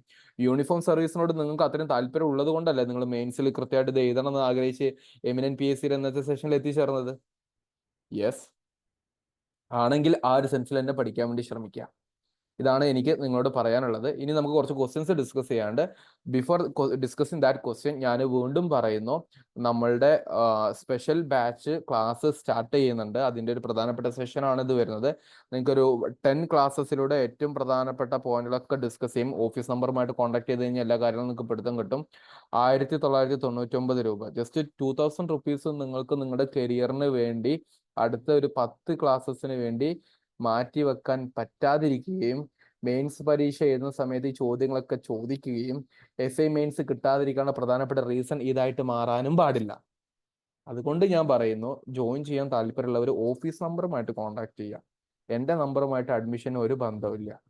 നിങ്ങളുടെ ഗൂഗിൾ ഫോം എന്ന് പറയുന്നൊരു സംഗതി ലൈക്ക് ഇവിടെ ഇട്ടിട്ടുണ്ട്. നിങ്ങളുടെ ചാറ്റ് ബോക്സിൽ നോക്കി കഴിഞ്ഞാൽ നിങ്ങൾക്ക് കാണാൻ പറ്റും. ഗൂഗിൾ ഫോമും കാര്യങ്ങളും ഇട്ടിട്ടുണ്ട്. 1999 രൂപ. ആദ്യം ജോയിൻ ചെയ്യുന്ന 30 പേർക്ക് മാത്രമേ ഓഫർ ഉള്ളൂ. ഞാൻ പറഞ്ഞത് 2500 രൂപ എങ്ങനെയാണ് വരുന്നത്. ഇന്നത്തെ സെഷനിൽ പങ്കെടുക്കുന്നവർക്കുള്ളതാണ് ഈ ഒരു ഓഫർ. അപ്പോൾ മാക്സിമം അത് യൂട്ടിലൈസ് ചെയ്യാൻ വേണ്ടി ശ്രമിക്കുക. അടുത്തൊരു 10 ക്ലാസ്സിലൂടെ നിങ്ങൾ ആലോചിച്ച് നോക്കുക, നിങ്ങൾക്ക് എല്ലാ ലീഗൽ വശങ്ങളും കൈകാര്യം ചെയ്യാൻ പറ്റുന്ന, നിങ്ങൾ ഇത്ര ആലോചിക്കുക, നിങ്ങൾ ആ SIയുടെ യൂണിഫോം ഇട്ട് ഇറങ്ങാൻ വേണ്ടി ഉദ്ദേശിക്കുന്ന ആളാണോ? ഫിസിക്കലി ഒന്ന് സെറ്റ് ആകേണ്ടതുണ്ട്, പക്ഷേ അതേ സമയത്ത് നമ്മൾ അക്കാഡമിക്കലും സെറ്റ് ആകണം. ആ അക്കാഡമിക്കൽ നോളജ് അവിടുന്ന് കിട്ടിക്കൊണ്ടിരിക്കുന്നത്. അപ്പൊ ഇതൊക്കെ അറിഞ്ഞിട്ടേ നിങ്ങൾ പോകാൻ പാടുള്ളൂ. അല്ലാണ്ട് ഇതൊക്കെ പഠിച്ച് പിന്നീട് പഠിക്കാന്ന് വിചാരിച്ചിരിക്കരുത്. So if you are serious, we are super serious. അപ്പൊ അതിന്റെ ഭാഗമായിട്ട് പഠിക്കാൻ വേണ്ടി ശ്രമിക്കാം. ഇതൊരു വാറന്റ് കേസ് പോലെ നിങ്ങൾ കാണുക, ഇതൊരു വാറന്റ് ലേണിംഗ് ആയിട്ട് കാണുക, വാറന്റ് കേസായിട്ട് കാണുക. അത്രയും ഇമ്പോർട്ടൻറ്റ് സീരിയസ് ആയിട്ടുള്ള ഒരു ലേണിംഗ് ആയിട്ട് കണ്ടാൽ മതി. ഓക്കെ, ഇനി നമുക്ക് കുറച്ച് ക്വസ്റ്റ്യൻസ് അങ്ങ് ഡിസ്കസ് ചെയ്യാം. ചില ടൈപ്പ് ഓഫ് ക്വസ്റ്റ്യൻസ്, ഇത് റിവിഷൻ മോഡ് എടുത്താൽ മതി. ഇന്നത്തെ സെഷൻ നമ്മൾ 1 മണിക്കൂർ ക്ലാസ് എടുത്തു. IPCയും CRPCയും നിങ്ങളുടെ സിലബസിന്റെ ഏറ്റവും പ്രധാനപ്പെട്ട ഭാഗങ്ങളിലൂടെ ടച്ച് ചെയ്ത് പോകുന്നത്. ഞാൻ വീണ്ടും റിപ്പീറ്റ് ചെയ്യുന്നു, ഇന്ന് പോയിട്ട് സിലബസ് നോക്കിയേക്കണം, ഒന്നുകൂടെ ഒന്ന് വായിച്ചു നോക്കിയേക്കണം. നമ്മൾ പറഞ്ഞ പല കാര്യങ്ങളും, ഇതൊക്കെ സാറ് പറഞ്ഞ ക്ലാസ്സിന്റെ ടോപ്പിക്കിന്റെ അകത്തുണ്ടല്ലോ എന്ന് ഫീൽ വരും നിങ്ങൾക്ക്. അപ്പൊ ഒന്നുകൂടെ ഡീപ്പായിട്ട് പഠിക്കുമ്പോൾ ഒന്നുകൂടെ ആലോചിച്ച് നോക്കിയേ, നിങ്ങളുടെ തലയിലുണ്ടാവും. അതെങ്ങനെ തലയിലാക്കണം? SI ഉദ്യോഗസ്ഥനായിട്ട് നിങ്ങൾ ക്ലാസ്സിലിരിക്കണം. എന്നാൽ നിങ്ങൾക്ക് ഇത് ഞാൻ പറഞ്ഞ പോലെ കുറേയൊക്കെ നിങ്ങൾക്ക് ഈസിലി ആൻസർ ചെയ്യാൻ വേണ്ടി പറ്റുന്നതാണ്. ഓക്കെ, ഒരു ചോദ്യം ചോദിച്ചിട്ടുണ്ട്, വാറന്റ് ഉണ്ടെങ്കിൽ അറസ്റ്റ് ചെയ്യാൻ പറ്റുന്നതല്ലേ കോഗ്നൈസബിൾ ഒഫൻസ് എന്ന് പറയും. കോഗ്നൈസബിൾ ഒഫൻസിന് വാറന്റിന്റെ ലൈക്ക് അവിടെ ഓൾറെഡി എന്ത് ചെയ്തിട്ടുണ്ട്, തിരിച്ചറിഞ്ഞിട്ടുണ്ട്. ഇയാളാണ് കുറ്റം ചെയ്തതെന്നാണ്. അവിടെ നമുക്ക് വാറന്റിന്റെ ആവശ്യമുണ്ടോ? നോ നീഡ്, ആവശ്യമില്ല. സിംപ്ലി അറസ്റ്റ് ചെയ്യാന്നുള്ളതാണ്. Police can arrest without warrant. അതാണ് കോഗ്നൈസബിൾ എന്ന് പറയുന്നത്. ബട്ട് ഡെഫിനറ്റ്ലി കേസുകളായതുകൊണ്ട് തന്നെ കോഗ്നൈസബിൾ എന്ന് പറയുന്ന ഒരു വാക്കിനും വാറന്റ് കേസ് എന്ന് പറയുന്ന സംഗതിക്കും നല്ല ലിങ്കേജ് ഉണ്ടാകും. കാരണം എവിഡൻസുകൾ കൂടുതൽ പ്രതിക്കെതിരെ സ്ട്രോങ് ആയിരിക്കും കോഗ്നൈസബിൾ തിങ്ങിന്. ഞാൻ പറഞ്ഞത് മനസ്സിലായിട്ടുണ്ടോ എന്ന് എനിക്ക് അറിയത്തില്ല. യദു കൃഷ്ണ ജസ്റ്റ് ഒന്ന് നമ്മുടെ I think may be this session may be uploaded in YouTube. അപ്പോൾ ഒന്നുകൂടെ കാണാൻ വേണ്ടി ശ്രമിച്ചാൽ മതി. ആ ഡിസ്കഷൻ എത്തുമ്പോൾ ഡെഫിനറ്റ്ലി റിലേഷൻഷിപ്പ് ഉണ്ട്, ഇല്ലെങ്കിൽ ഒരിക്കലും ഇത് മുന്നോട്ട് പോകില്ലല്ലോ. Everything is related. അതുകൊണ്ടാണ് പറയുന്നത്. അതുകൊണ്ടാണ് ഞാൻ നിങ്ങൾക്ക് ഇന്ന് ബേസിക്സ് ഇട്ട് തരാമെന്ന് പറഞ്ഞത്. കാരണം നാളെ മുതൽ നിങ്ങൾ ഇത് കേൾക്കുമ്പോൾ ഏ ഏ എന്ന് പറയരുതല്ല, കംപ്ലീറ്റ് പതിപ്പോൾ ഫീൽ വരരുത്. ഇൻസ്റ്റെഡ് സാർ ഇന്നലെ പറഞ്ഞ ടോപ്പിക്കിന്റെ ഇൻഡെപ്ത് ആണ് എന്നുള്ള ഫീലിംഗ് തന്നെ നിങ്ങൾക്ക് പഠിച്ചു പോകാൻ പറ്റണം. അതുകൊണ്ട് so here is your first question. എല്ലാവരും ക്ലാസ്സിൽ എല്ലാവരും ആൻസർ ചെയ്തേക്കണം. SI പരീക്ഷ എഴുതാൻ പോകുന്ന എല്ലാവരും ആൻസർ ചെയ്തിരിക്കണം. ഞാൻ അങ്ങനെ തന്നെ പറയുന്നു. IPC സെഡിഷൻ, രാജ്യദ്രോഹ കുറ്റം എവിടെ പറഞ്ഞിരിക്കുന്നത് എന്നുള്ളത് ബി പറഞ്ഞവരുണ്ട്. B B okay, thank you ചെയ്തു, മനസ്സിലായിട്ടുണ്ടല്ലേ. Okay fine. Ya guys, the answer is very correct. 124A സെഡീഷനെ കുറിച്ച് പറയുന്നുണ്ട്, നമ്മൾ പറഞ്ഞിട്ടുണ്ട്. അപ്പൊ അങ്ങനെ പറഞ്ഞില്ലേ, ഏറ്റവും പ്രധാനപ്പെട്ട ചില ടോപ്പിക്കുകൾ നമ്മൾ കൃത്യമായിട്ട് സെക്ഷൻ വെച്ചിട്ട് തന്നെ പഠിച്ചോ. പരീക്ഷയ്ക്ക് ചോദ്യം ചോദിക്കും. ഈ ടൈപ്പ് ഓഫ് ക്വസ്റ്റ്യൻ നിങ്ങൾക്ക് പ്രതീക്ഷിക്കാം. Going to second question. ഇന്ന് 5 ക്വസ്റ്റ്യൻ ഡിസ്കസ് ചെയ്യും. 5 ക്വസ്റ്റ്യൻ പറഞ്ഞു പോകും. നിങ്ങളുടെ 5 എത്ര ശരിയാവുന്നുണ്ട് നോക്ക്. അപ്പൊ നിങ്ങൾക്ക് മനസ്സിലാവും നിങ്ങൾ എത്രമാത്രം പഠിച്ച കാര്യങ്ങൾ നിങ്ങളുടെ തലയിൽ ഫിറ്റ് ചെയ്യുന്നുണ്ട്, അതിനനുസരിച്ച് നിങ്ങൾക്ക് റീപ്രൊഡ്യൂസ് ചെയ്യാൻ പറ്റുന്നുണ്ടുള്ളത്.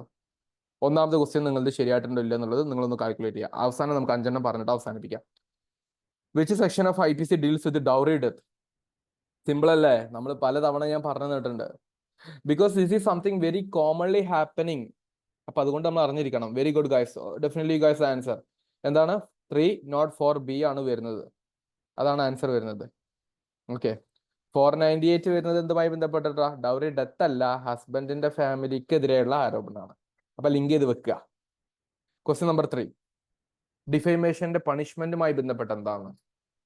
ഇതേം ക്ലിയർ ആക്കി തന്നിട്ടുണ്ടായിരുന്നു ആ ടോപ്പിക് ഡിസ്കസ് ചെയ്ത സമയത്ത് തന്നെ. Something very important.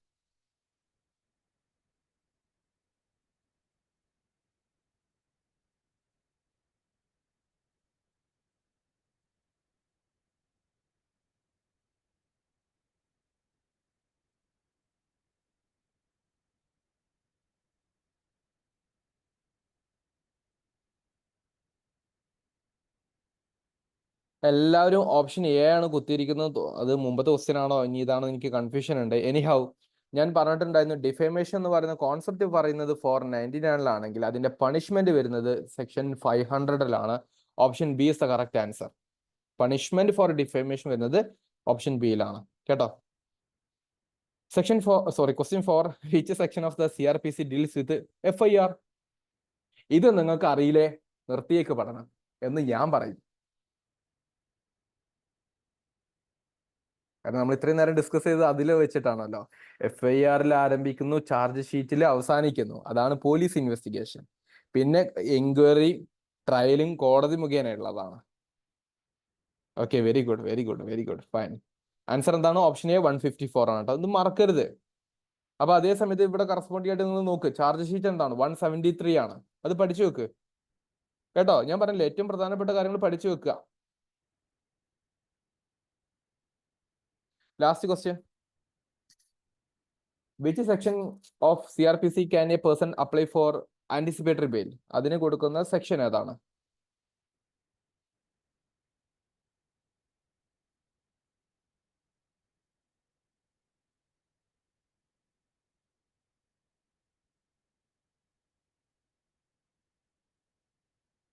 Very good, very good. നിങ്ങളുടെ ചാറ്റ് എനിക്ക് വലിയ സന്തോഷം തരുന്ന കാര്യമാണ്. കാരണം ഞാൻ പറഞ്ഞ കാര്യങ്ങൾ നിങ്ങൾക്ക് മനസ്സിലാവുന്നുണ്ട്. പരീക്ഷയ്ക്ക് എങ്ങനെ ക്വസ്റ്റ്യൻ വരുന്നുണ്ട്, ഒരു തിരിച്ചറിവുണ്ടല്ലോ. ആൻസർ എന്താണ്? ഓപ്ഷൻ സി, സെക്ഷൻ 438 ആണ് വരുന്നത്. നൗ കോമന്റ് 5 ക്വസ്റ്റ്യൻസിൽ നിങ്ങളുടെ എത്ര ശരിയായിട്ടുണ്ട്? Type like 1 out of 5. അങ്ങനെ ഒന്ന് ടൈപ്പ് ചെയ്തേ. നിങ്ങൾ എത്ര ശരിയായിട്ടുണ്ട്? Very good Shivashankar, 5 out of 5. Sreerag, very good, 4 out of 5. Kiran, 5 out of 5. Jishnu, 5 out of 5. Type ചെയ്ത ഒരു തെറ്റില്ല, 0 ആണെങ്കിൽ പോലും ടൈപ്പ് ചെയ്ത ഒരു പ്രശ്നമില്ല. അരുൺ, അറ്റൻഡ് ചെയ്യാത്തവര് നിങ്ങൾ തോൽക്കാനുള്ളവരാ, നിങ്ങൾക്ക് SI ശരിയില്ല കേട്ടോ, അത് ഇപ്പൊ തന്നെ പറഞ്ഞുതരാം. ഡിമോട്ടിവേറ്റ് ചെയ്യല്ല, പഠിക്കാൻ താല്പര്യമുള്ള കുട്ടികളെ സപ്പോർട്ട് ചെയ്യാൻ വേണ്ടിയാ. 2 out of 5, very good. Samson, Yadu, very good. Reshma, 4 out of 5. ഇതിൽ നിങ്ങൾക്ക് എല്ലാം അറ്റംപ്റ്റ് ചെയ്തിട്ട് 0 കിട്ടിയെങ്കിൽ പോലും അപ്രിഷിയേഷൻ ആണ്. കാരണം നിങ്ങൾ അറ്റൻഡ് ചെയ്തു എന്നുള്ളതാണ് അവിടുത്തെ ഏറ്റവും പ്രധാനപ്പെട്ട കാര്യം. കാരണം ഇത് ഞാൻ നിങ്ങൾക്ക് ഇപ്പോൾ പഠിപ്പിച്ചെന്നതാ, നിങ്ങൾ മുമ്പ് ഇത് പഠിച്ചിട്ടുണ്ടാവില്ല ഒരു പക്ഷേ. നിങ്ങൾക്ക് കുറച്ച് ടൈം എടുക്കുമായിരിക്കും ഇതൊക്കെ ഒന്ന് റീകളക്ട് ചെയ്ത് തലയിൽ കൊണ്ടുവരാൻ. അത് കുഴപ്പമില്ല, പക്ഷെ നിങ്ങൾ നിങ്ങളുടെ ആഗ്രഹത്തിന് വേണ്ടി പ്രവർത്തിച്ചില്ലേ, സ്റ്റെപ്പ് എടുത്തില്ലേ, അത് ശ്രദ്ധിക്കുക. കൃഷന്ത്, വെരി ഗുഡ്. പക്ഷെ ചെയ്യാതിരുന്ന ആൾക്കാരുണ്ടല്ലോ, അവര് മണ്ടന്മാരാ, അവർക്ക് ഈ ജോലി ചേരില്ല. കാരണം എക്സാമിനേഷൻ അടുത്തിരിക്കുകയാണ്, നിങ്ങൾ ഈ സർവീസിൽ ജീവിക്കാനുള്ള ആൾക്കാരാണ്. ഞാൻ പറയുന്നത് ഇത് സാധാരണയുള്ള PSC എക്സാമിനേഷനിലുള്ള അപ്പോയിന്റ്മെന്റ് അല്ല ഇവിടെ കിടപ്പുള്ളത്. അതുകൊണ്ടാണ് സ്പെഷ്യൽ ടോപ്പിക്ക് വന്നിട്ടുള്ളത്. നിങ്ങൾ ഈ ഫുൾ ടൈം അലൈവായിട്ട് പ്രവർത്തിക്കേണ്ട ഉദ്യോഗസ്ഥരാ. അങ്ങനത്തെ ആൾക്കാർക്ക് ഇതേ മടിയാണെങ്കിൽ നിങ്ങൾക്കുള്ളതല്ല, ബാക്കിയുള്ളവർക്കുള്ളതാണ്. ബാക്കിയുള്ളവരോട് പ്രത്യേകം എനിക്ക് പറയാനുള്ളത്, ഡിയർ സ്റ്റുഡൻസ്, നിങ്ങൾക്ക് നിങ്ങളുടെ ചാറ്റ് ബോക്സിൽ ഓൾറെഡി എമിനന്റ് PSCയുടെ സ്പെഷ്യൽ സെഷൻസിന്റെ 10 ക്ലാസ്സുമായി ബന്ധപ്പെട്ടിട്ട് ഉള്ള ക്ലാസ്സസിന്റെ ജോയിൻ ചെയ്യാൻ താല്പര്യമുള്ള കുട്ടികൾക്ക് വേണ്ടിയിട്ടുള്ള ഗൂഗിൾ ഫോം ഇട്ടിട്ടുണ്ട്. ഞാൻ ഒന്നുകൂടെ അത് റീപോസ്റ്റ് ചെയ്ത് തരാം. ആദ്യം ജോയിൻ ചെയ്യുന്ന 30 പേർക്കാണ് ഓഫീസിൽ നിന്ന് അറിയിച്ചിട്ടുള്ളത്. അവർക്കാണ് 1,999 ഓഫർ കിടപ്പുള്ളത്. സോ മാക്സിമം താല്പര്യമുള്ള ആൾക്കാർ യൂട്ടിലൈസ് ചെയ്തോ. 10 ക്ലാസ്സസ് കൊണ്ട് സ്പെഷ്യൽ ടോപ്പിക്ക് നിങ്ങളുടെ കയ്യിലുണ്ടോ, അതേപോലെ നിങ്ങളുടെ ഫിസിക്കലി നിങ്ങളുടെ കയ്യിലുണ്ടോ, നിങ്ങൾക്ക് ഈ യൂണിഫോം കിട്ടും. ഞാൻ പറഞ്ഞ മെത്തേഡിൽ പഠിക്കുക. ഇന്ന് മുതൽ നിങ്ങൾ SI ഉദ്യോഗസ്ഥരെന്നുള്ള ഫീലിങ്ങോടുകൂടെ പഠിക്കുക. ആ ഫീലിംഗിൽ ഇരുന്ന് പഠിക്കുകയും ടോപ്പിക്കുകൾ മനസ്സിലാക്കുകയും ചെയ്യുക. ഒരു കാര്യം കൂടെ, ഇന്ന് പോയിട്ട് സിലബസ് ഒന്നുകൂടെ എടുത്ത് വായിക്കുക. നമ്മൾ ഡിസ്കസ് ചെയ്ത പല പോയിന്റുകൾ നിങ്ങൾക്ക് കാണാൻ പറ്റും. അപ്പം നിങ്ങൾക്ക് ഒരു ഐഡിയ കിട്ടും, ഇതൊക്കെ എവിടെ നിന്നാണ് വന്നിട്ടുള്ളത് എന്നുള്ളത്. എന്നിട്ട് നിങ്ങൾ അടുത്ത ക്ലാസ് മുതൽ അത് ഇൻഡെപ്തിൽ മനസ്സിലാക്കാൻ ശ്രമിച്ചോ. നിങ്ങൾക്ക് ഇതായിരിക്കും ബെസ്റ്റ് മെത്തേഡ് ഓഫ് ലേണിംഗ് എന്നുള്ളത്. മൈസെൽഫ് ഗൈസ്, മുഹമ്മദ് സഫ്വാൻ എന്നാണ് എൻ്റെ പേര്. നിങ്ങൾ സർവീസ് കിട്ടിക്കഴിഞ്ഞതിന് ശേഷം എമിനന്റ് PSC വഴി എന്നെ അറിയിക്കാൻ ശ്രമിക്കുക. സഫ്വാൻ സാർ അന്ന് ക്ലാസ് എടുത്തിരുന്നത് ഉപകാരപ്പെട്ടിട്ടുണ്ടെങ്കിൽ, സർ എനിക്ക് സർവീസ് കിട്ടുന്നതിൽ പ്രധാനപ്പെട്ട ഒരു പങ്ക് സാറിന് ഉണ്ടായിരുന്നുള്ളത്, അതിനേക്കാൾ വലിയ സന്തോഷം എനിക്ക് വേറെ കേൾക്കാനില്ല. ഇത്രയും പറഞ്ഞിട്ട് ഇന്നത്തെ സെഷൻ ഞാൻ താങ്ക് യു പറഞ്ഞോട്ടെ. വേറെ എന്തെങ്കിലും ചോദിക്കാനുണ്ടോ? Thank you Kiran. ഫൈൻ.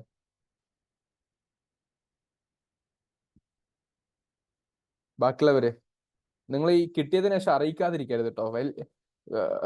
ഏറ്റവും വലിയ സന്തോഷമുള്ള കാര്യങ്ങളാണ് അതൊക്കെ. ഫൈൻ. അപ്പൊ വളരെ സിമ്പിൾ ആയിട്ട് കൃത്യമായിട്ട് എക്സാമിനേഷൻ ആവശ്യമുള്ള കാര്യങ്ങൾ പഠിച്ചു പോയാൽ മതി. We are here to support you. Maximum utilise ചെയ്യുക കേട്ടോ. ഫോം ഫില്ലപ്പ് ചെയ്യാൻ മറക്കേണ്ട താല്പര്യമുള്ള ആൾക്കാരുണ്ടെങ്കിൽ. Thank you all. Thanks for making this session more beautiful and wish you all of you ഈ സർവീസ് നിങ്ങൾക്കുള്ളതാവട്ടെ എന്നുള്ളത്. കാരണം ഒരുപാട് കോമ്പറ്റേറ്റീവ് ആസ്പിറൻസ് ഉണ്ട്. അവരിൽ നിന്ന് നിങ്ങൾ ഇത് കൃത്യമായിട്ട് മനസ്സിലാക്കി പഠിച്ചു പോയിട്ട് പാസ്സാകണം എന്നുള്ള ആഗ്രഹിക്കുന്നുണ്ട്. So this is for you. Have A dedicated mind of preparation. All the best guys from team eminent PSC. ബാക്കിയുള്ള കാര്യങ്ങളെല്ലാം നിങ്ങളുടെ ഗ്രൂപ്പിൽ അറിയിക്കും. നിങ്ങൾക്ക് കോഴ്സുമായി ബന്ധപ്പെട്ടിട്ടോ ക്ലാസ്സുമായി ബന്ധപ്പെട്ടോ എന്ത് സംശയം ഉണ്ടെങ്കിൽ ഗ്രൂപ്പിലൂടെ കമ്മ്യൂണിക്കേറ്റ് ചെയ്യാൻ വേണ്ടി ശ്രമിക്കാം കേട്ടോ. Thank you guys. Thanks for joining. Wind up ചെയ്യാണ്. Thank you. Good night.